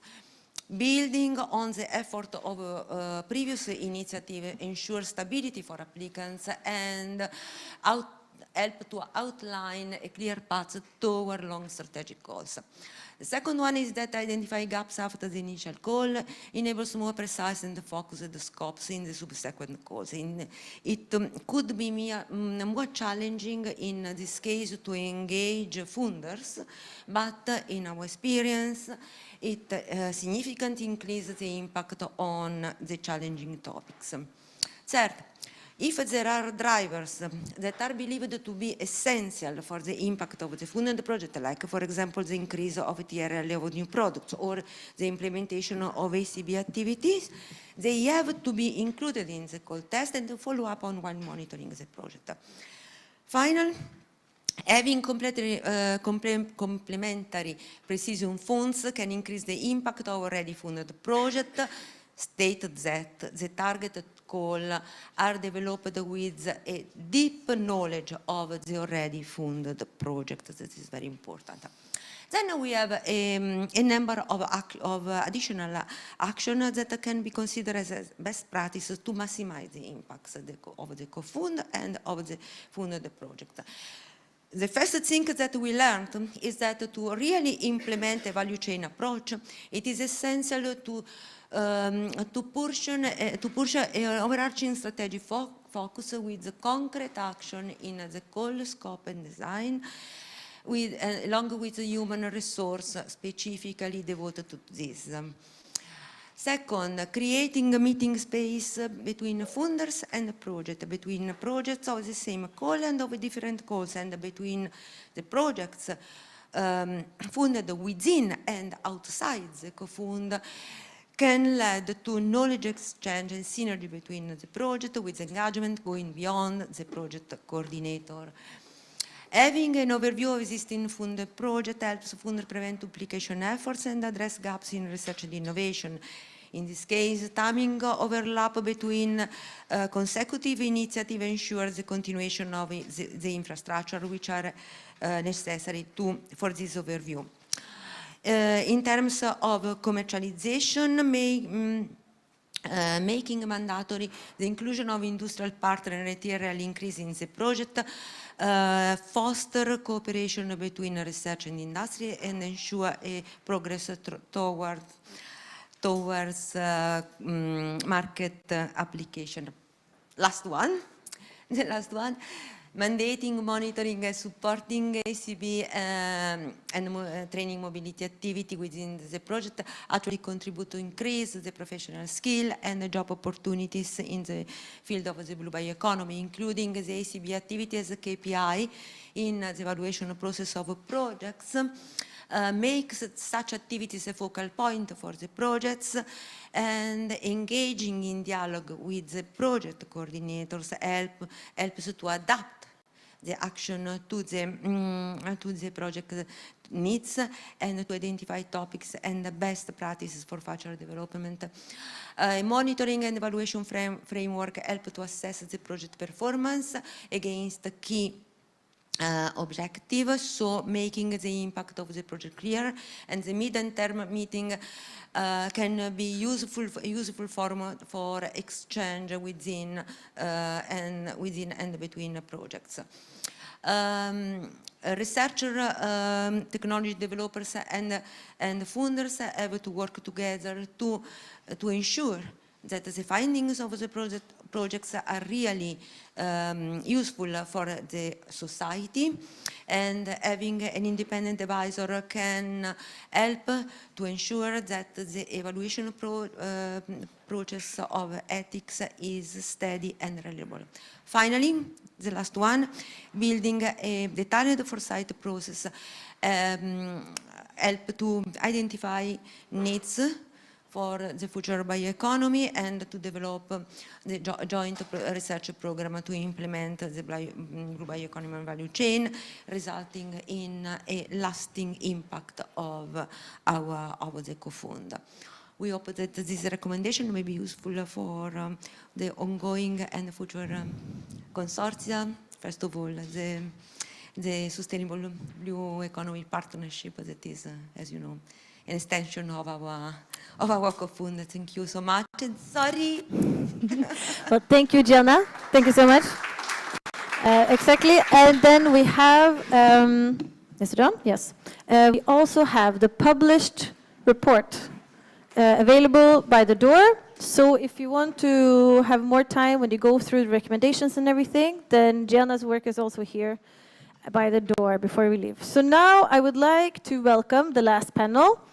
Mari Stulgis from DG Mare, Charlotte Jagot from Cinea, Inga Bruskeland from ERA-Learn, and Margherita Sorgno, who is here from the Sustainable Blue Economy Partnership. Please join me on stage. Let's see here. I can take that one. Thank you.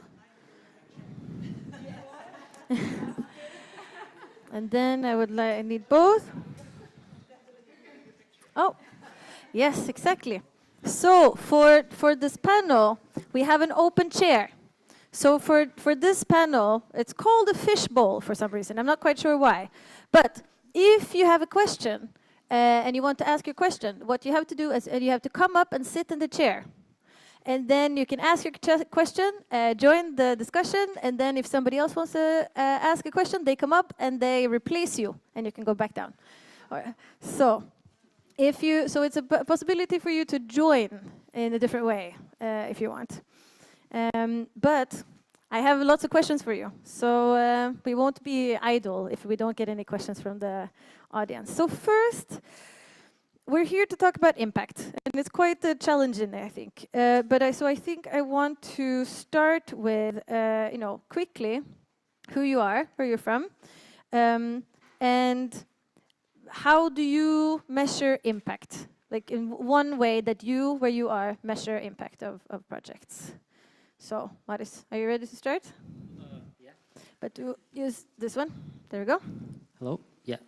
Yeah, I'm Maris Tulgis from DG Maritime Affairs and Fisheries, DG Mare, and I'm from the unit dealing with blue economy sectors, marine spatial planning and aquaculture, and I'm in charge of the blue bioeconomy and algae file. I think that you did quite well already from what I heard. So I was thinking that yeah, it could be difficult, but now I think you already measured the impact and presented it quite well. And the key for the measuring impact is really to make the stakeholders aware in an easy, accessible way on the results of the projects. And this is what you are basically doing both with printed materials and with the electronic ones. If we look from the project management point of view, then any project is successful and has an impact if it has a post-project life. If you have a project that lies on the shelf, you can hardly consider it a successful one. Yeah, you need, it could be like follow-up projects, or it could be elements of the projects that are taken into account. If you wish, I have like two nice examples from my sector, but maybe there is no time for that. I think we need to move on, but I like your 2 points. It's very good. Do you have a third that you want to mention before we move? You look like you have. Yes. Yes? Yeah, and yeah, you really need to see whether the innovations and project results they are solving some of the existing innovation gaps or problems, and that results in a let's say successful marketing applications, for instance. Okay, I have more, but let's see if we can get back to it. Charlotte, please. Yes. Hi, Charlotte Jago. I'm working for CINEA, which is the executive agency of the Commission dealing with the climate environment. So I'm especially in charge of the MFAF program, so working very closely together with Maris and DG Marie. So I'm not directly involved in Horizon Europe, so I have limited input on, exactly how you measure impact in ERA-NET and the partnership, but I also asked colleagues in REA and RTD some input. But you measure impact with MFAF as well, right? So, yes, exactly. So what I can say here is that, yeah, we had the same issue under EMFF, that we started with calls, very different calls on skills, sometimes some other on demonstration projects, some other only on SMEs.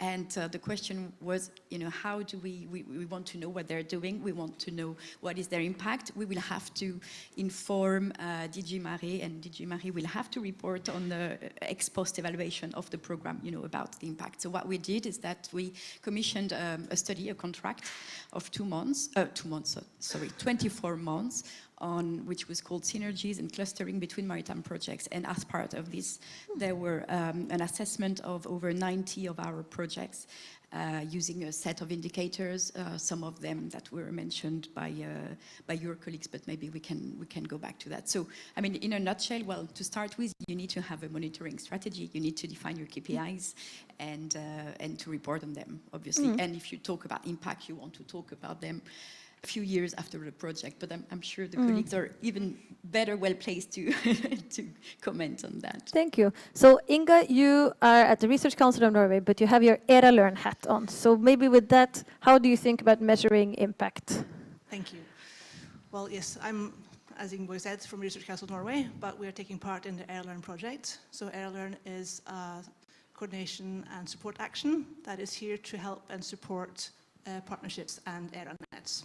So what we do is that we have developed a monitoring system. So we have that we offer ERA-NETs that we can send out a survey to projects, all the projects that are funded after they are finished, and we can gather information and help you with that that type of things.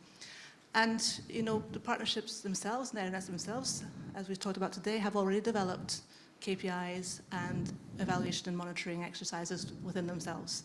And for the new partnerships, you know, Horizon Europe, the Commission has developed a huge monitoring system. You know, they also have the evaluation and monitoring system, which is in 2 blocks. One block is on the projects themselves, which is evaluated, and there's another block that's also on the policy and on the partnerships themselves. And the partnership evaluation and the policy impact is especially evaluated in the biannual monitoring reports. And the last one was in 2022, and there's a new one coming now, which will be very interesting, where we can see how the different partnerships score and reach to the policy goals. Because we have several types of impact. You know, you've got the societal impact, economic impact, and it's important to know that they are different and we need to follow them up differently, and we need to have different indicators for them. And the ERA-NETs themselves, as I said, you already have this in place and you need to follow that up. I also should say that my specialty in ERA-NET and in ERA-Learn, sorry, and also in the Research Council is not within monitoring, just so that's mentioned. But so we have 2 microphones as well, but then it's good to move on to our partnership representative. Yeah, hello everybody. My name is Margherita Zornio and I'm from the Italian Ministry of University and Research, and I'm here representing the Sustainable Economy Partnership Secretariat. And on top of what has been said already, so in the partnership we have our way of measuring impact feeding from the biannual monitoring, from also the partnership knowledge hub, but also from the requirement from the Horizon Europe, that, as you know, is much more impact oriented, let's say, that was before the H2020. And we have then a partnership, of course, KPI, but also we have KPI related to the project that we are funding and we will fund. So what is, I think I can also answer to a question on what is important also to add on that, is that of course quantitative KPIs are very important, as Abram say, probably easy to value, but what the partnership is very strong, for example, are those intangible or more qualitative impact that are very hard to reach. For example, our work is a lot on making stronger the European research area as a structure, as a connection. So how do we measure that? This is a very important task that, for example, our regional nodes do we count all, you know, how many workshop and stakeholder we engage, or how can we measure the real impact on more the structure of the research area. Thank you. I think it's an interesting point what you said as well, Charlotte, on analyzing a portfolio. So basically when you have a portfolio of projects that you analyze the impact of them, what you've funded, where you need to go, how do we share knowledge between R&I projects or between instruments? So it's a question for all of us, but maybe we can start with you. So, I mean, we're here and we've invited the partnership because we think it's an important thing to do that transfer. But so how do you work with that in SINEA or with MFAF? Yeah, well, it's working. Yeah, well, I think this portfolio approach now is, you know, taking a big a step forward with the mission, with the partnership. We started with the MFF in fact, an emphasis. We started with this contract that I mentioned. We started to have cluster meetings, we said, a number of events, etc. But we also try to invite every time projects also from other funding programs, and that was not very easy, because sometimes you have to reach out through a more, a community that you don't really know. And I guess you may also have this challenge with the Blue Bio Cofund.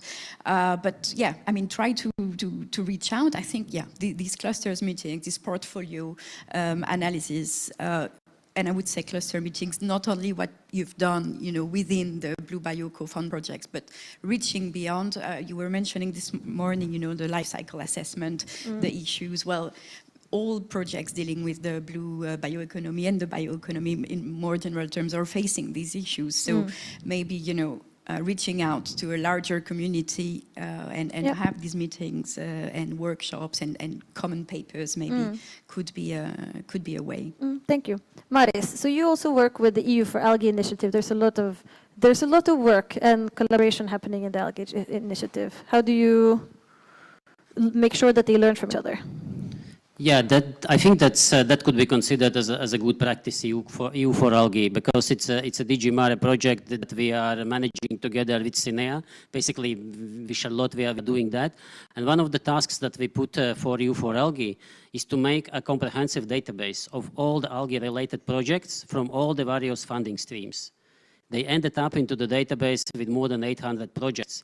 And this is exactly what is needed, really, in terms of dissemination and in terms of any new project starting, to being aware what has been already done, what is the best available knowledge and best available information on the specific particular aspect, either it's biorefineries or macroalgae or microalgae, and this is something that is part of EU for algae. Another aspect that EU for algae is doing is really teaming up with various projects from other streams and organizing events together, organizing workshops, organizing like common sessions at the European Maritime Day, that is DG Mare flagship event.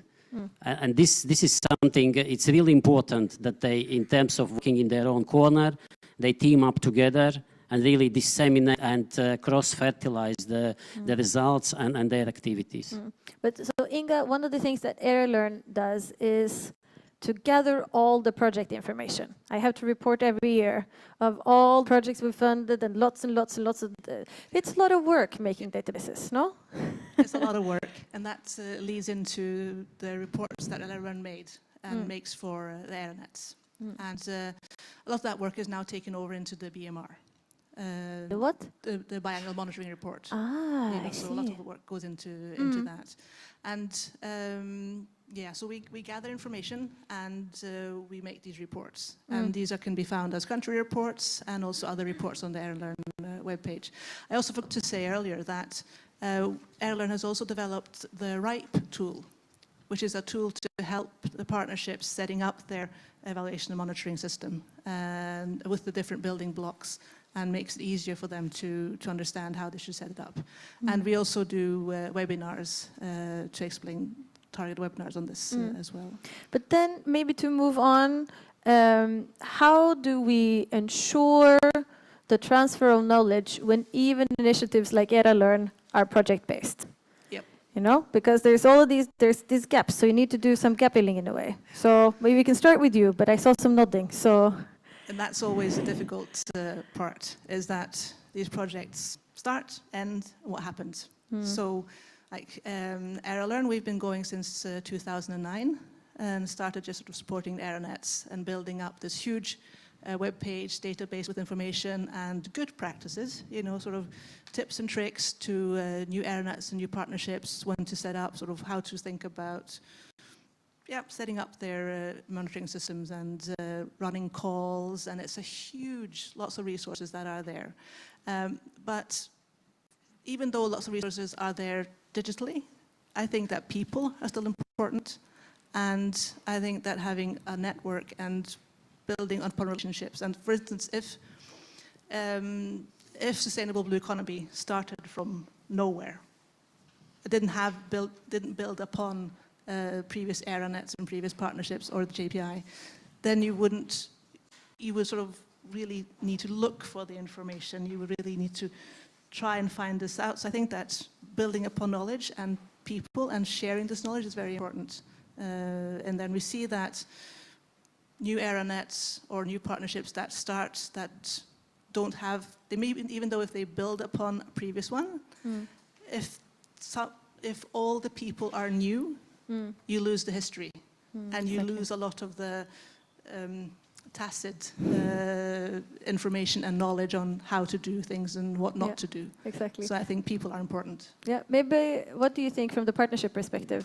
Yeah, exactly. So it is a new thing, the partnership that's why we are having some trouble because it's a new, but it builds on something that has been already created, and what is special is also part or main character of what has been created before are part of the partnership now. So we see a knowledge exchange, and we found also very important the work of ERA-Learn, for example, to connect partnership and share best practices.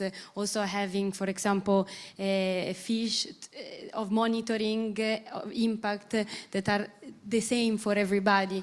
So this knowledge transfer is essential, best practices. Meetings like this, I saw some recommendation from Gianna. Honestly, some of this we are already taking on in the second cycle of the partnership. So these connections are really important. And in terms of instead, this is talking about how the partnership function, but when we talk about the project itself, funded from the project, for example, funded by the Cofund or by the partnership, the portfolio that has a very important role, because in the partnership we will mix funding streams, so we will try to connect project funds from other programs with our programs or others. So this is extremely important. Thank you. So Charlotte, how do you work when it comes to this? When we talk about the project funding of the follow-up, you know, like they have in ERA-Learn, do you have the same issues with gaps? Yeah, well, I was nodding because, and it's not me talking, it's one of the recommendations of this contract we've run. So we've interviewed beneficiaries, and we also had a group of colleagues, in fact, within the European Commission and agencies, kind of commenting what was going on in this contract. And one of the key recommendations is, you know, to make this framework permanent, because if you want to, you know, to know impact, if you have gaps, it's complicated, and you need to look, you know, a few years back to really know the impact. But I have no solution for that.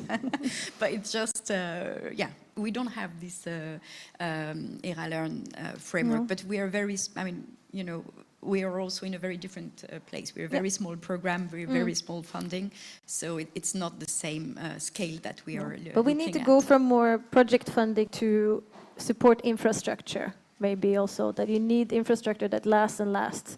Maris, do you have thoughts from your side in DG Mare? How do we ensure the continued running or the learning from initiative to the next initiative, perhaps? Yeah. It's basically what I said already. It's really important that any new project takes into account the results of the past projects, of the best available knowledge, best available intelligence, and then it goes ahead. And it's also linked to the fact that if the project finishes, what's next? Is the previous project thinking what is next? What is post-project life of that? That's why it's indeed so. Taking an example of our work on algae file. So what? Okay, it's a responsibility of individual member states on aquaculture. What's the added value of the Commission?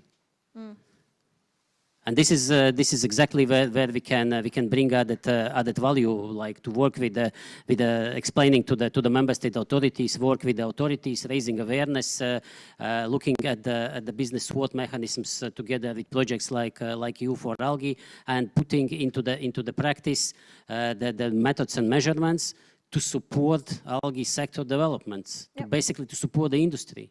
this is where the added value is created. Yeah, thank you. So this was a slightly shorter panel than the previous one, unfortunately. But I wanted to finish up. I liked what Abraham was saying about soft impact or hard impact.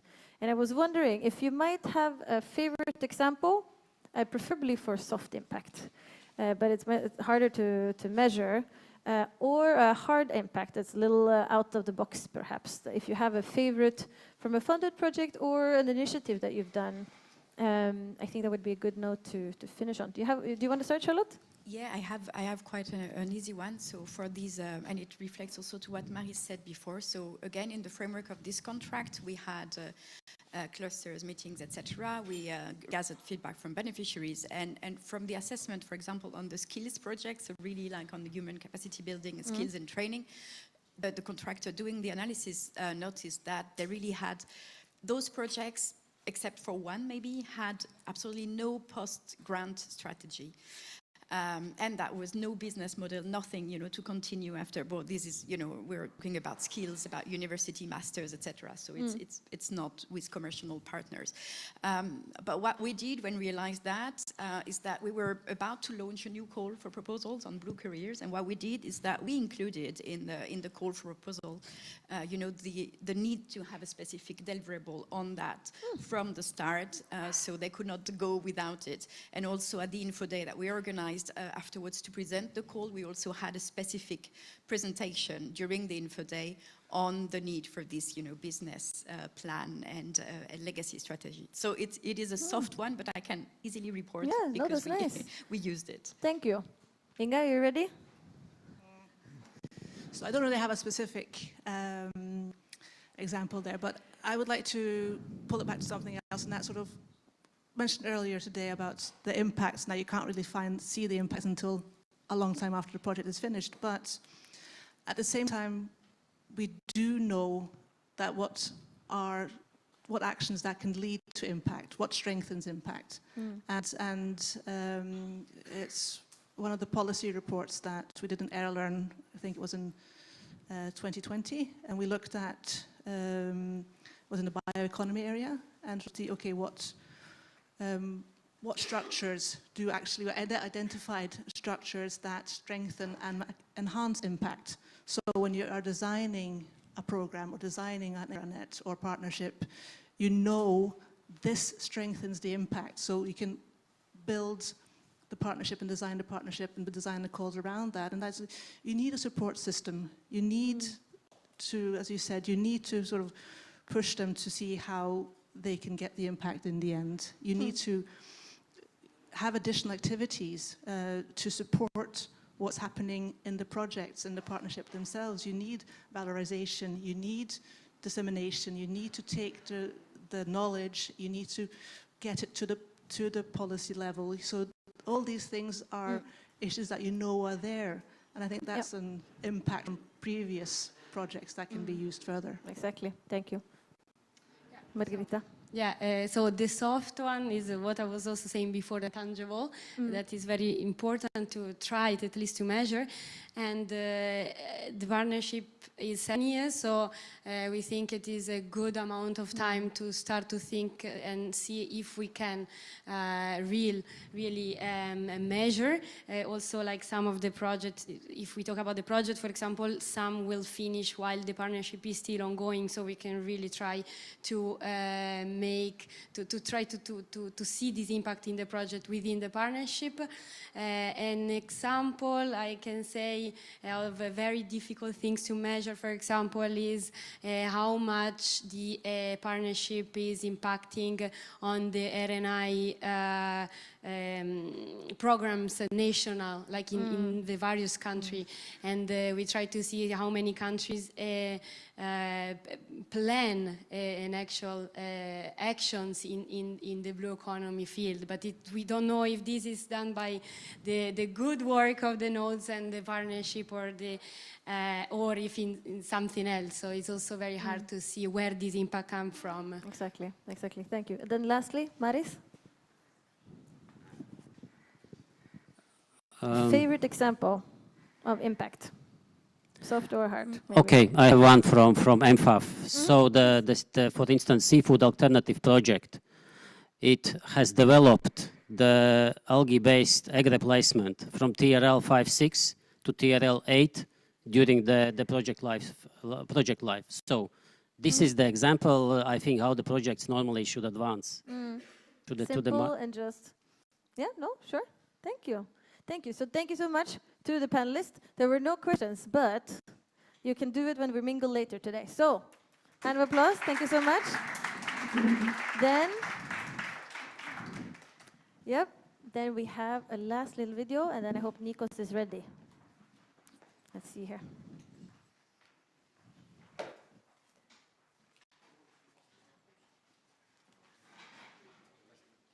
Hello, I am Antonis Kokorikos, Chief Science Officer at SCI. I served as the Technical Manager in Trace My Fish, and I will try to give you a brief summary on the objectives and achievements of the project. Trace My Fish ran for 2 years and concluded at the end of October 2023. It was coordinated by SAIO, a Greek SME specializing in data management and analysis, and implemented with the contributions of the Agricultural University of Athens, Greece, the Norwegian University of Science and Technology, the University of Iceland, as well as 2 other companies, Videometer from Denmark and Mattis from Iceland. The main goal of Trace My Fish was to build an intelligent fish management system for hazard control intervention across 3 fish value chains. To achieve this, we focused on firstly modeling risk assessment for these value chains, focusing on the risks most relevant to stakeholders of these chains.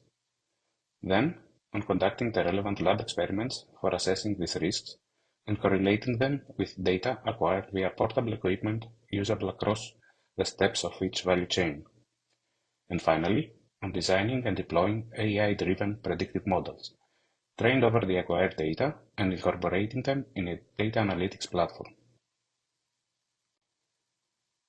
The core technical results achieved following the process were the development of 2 prototypes of the Videometer Lite instrument, able to record measurements in 7 and 13 spectra respectively in a portable package. The development of deep neural networks that operate over the spectral measurements and produce predictions of the state of fish products. And finally, the deployment of the Trace My Fish data platform, where data collection, pre-processing, analysis, and visualization is carried out. Technical results were used and evaluated on problems of 3 fish value chains. The first value chain referred to the antlatting salmon, with analysis focusing on the identification of pre-slaughtering stress, melanin spots, poor bleeding, and residual blood, and microbial spoilage. The second fish value chain examined was that of the Atlantic whitefish. In this case, analysis focused on freshness assessment through eyes, gills, and skin, nematode detection, blood spots and poor bleeding, and texture and freshness of the final product. The final value chain examined was the Mediterranean seabream chain, with analysis carried out for the product's microbiological quality, its texture profile, and sensory evaluation. Data and models for all value chain pilots are freely available upon request. For more information, you can go through the project deliverables and visit our project site. Thank you very much for your attention.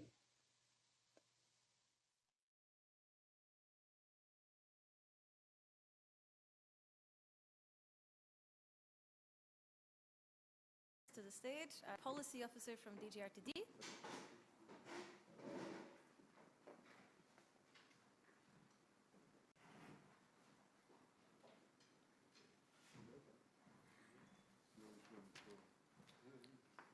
Should I start? Okay, hello again. I was requested to speak about the future, but it's not a futuristic closing speech. Of course, I don't have a crystal ball, but we are, I will say what I can say about the future of European research programs, and particularly for partnerships.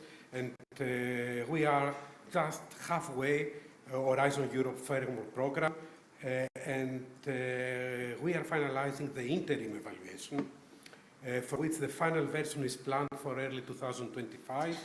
And for this purpose, so there will be soon an interim evaluation, the European Commission appointed an independent expert group, and the group is chaired by Manuel Heitor, who was a Portugal former Minister for Research, and who is an advocate in Europe for fairer and better research, and particularly research careers.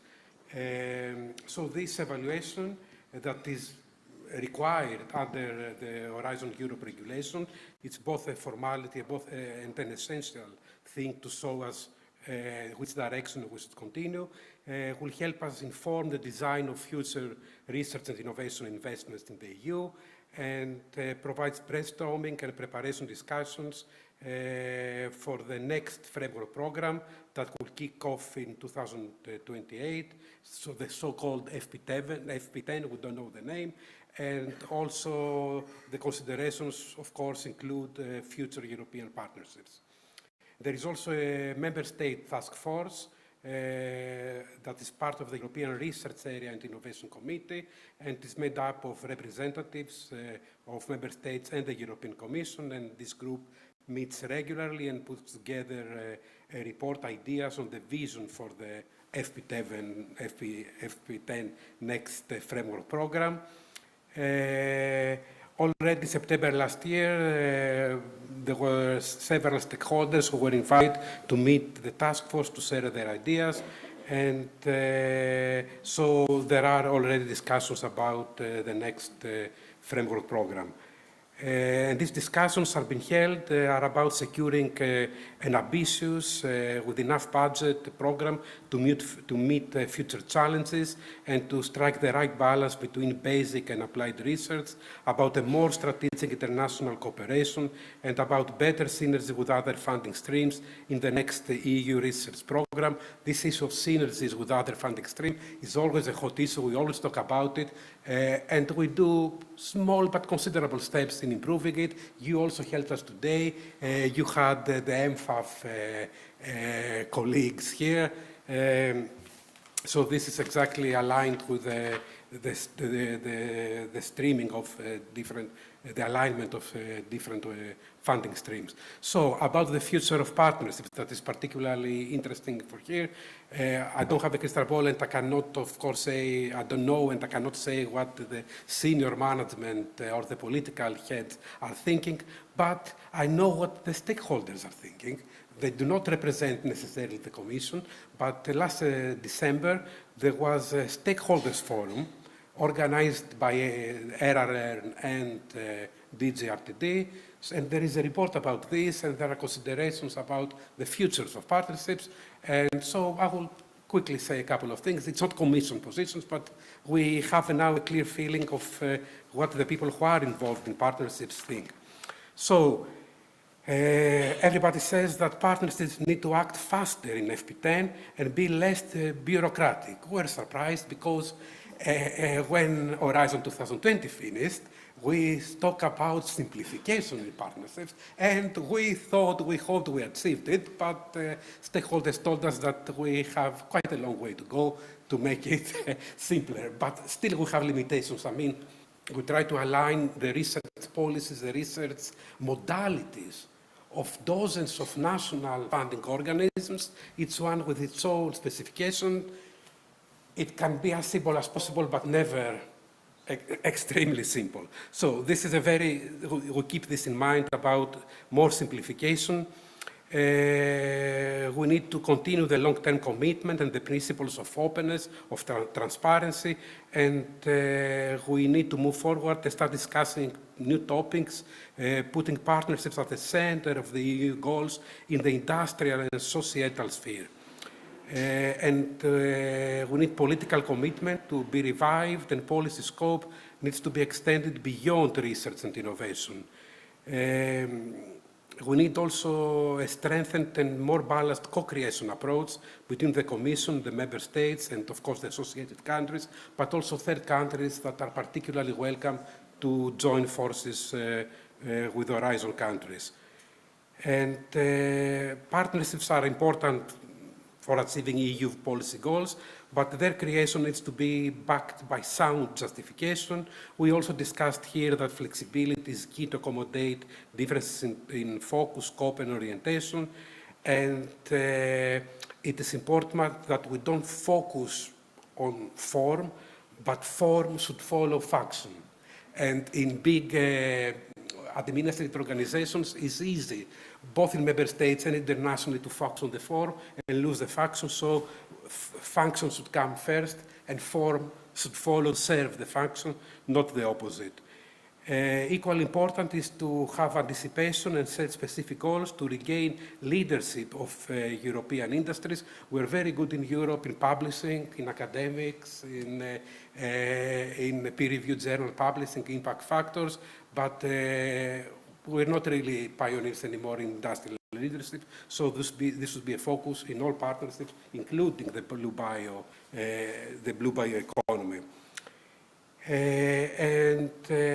Finally, I should say that stakeholders told us that probably we should focus on fewer top-down priorities, and we should have a constant learning circulation among policy, research, and business, as well to have learning from the global best practices.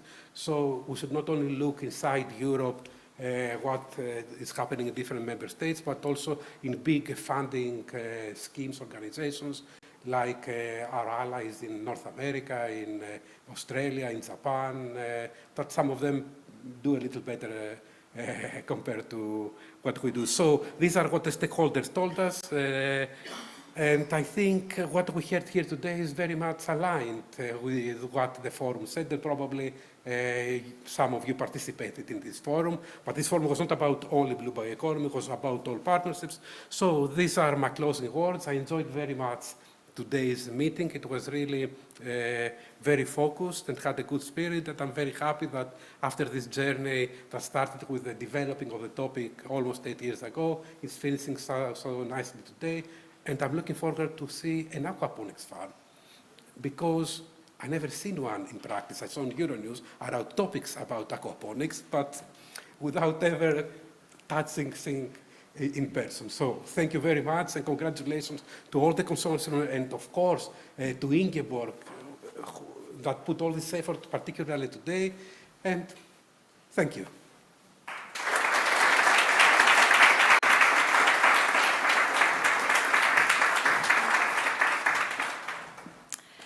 Right, then I have the honor of saying some concluding remarks.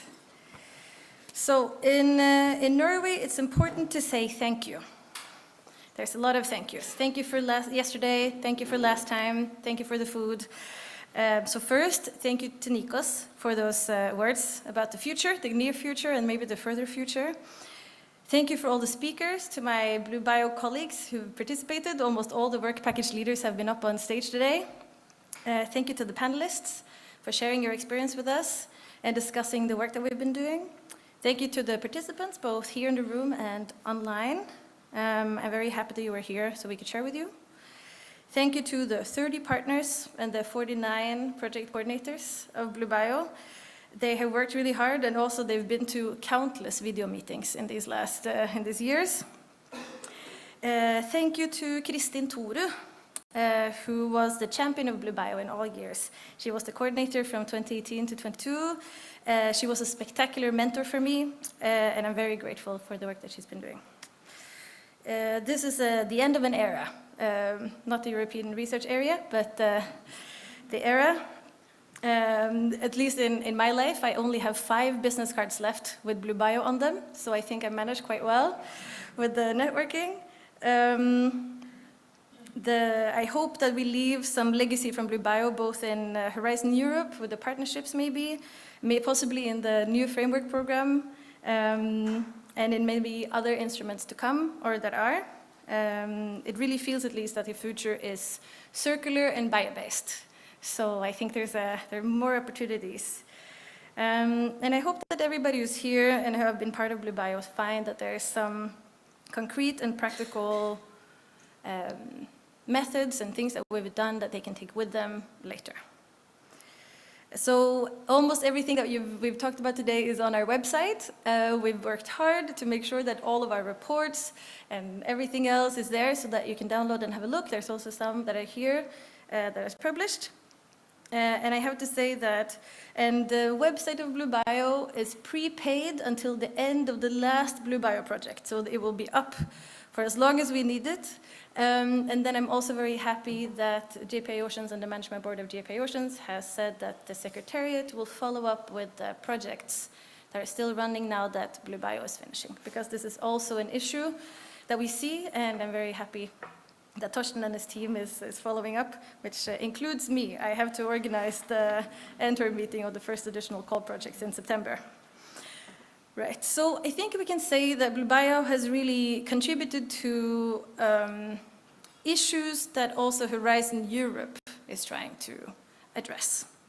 It's about pandemic recovery, it's about regaining competitiveness, it's about being prepared for the future, being more agile and innovation friendly, reduce the regulatory burden, reduce the skills shortage, and enhance funding opportunities. And I think I really like seeing that these aspects that are important to Horizon Europe are also been core to the work of Blue Bio.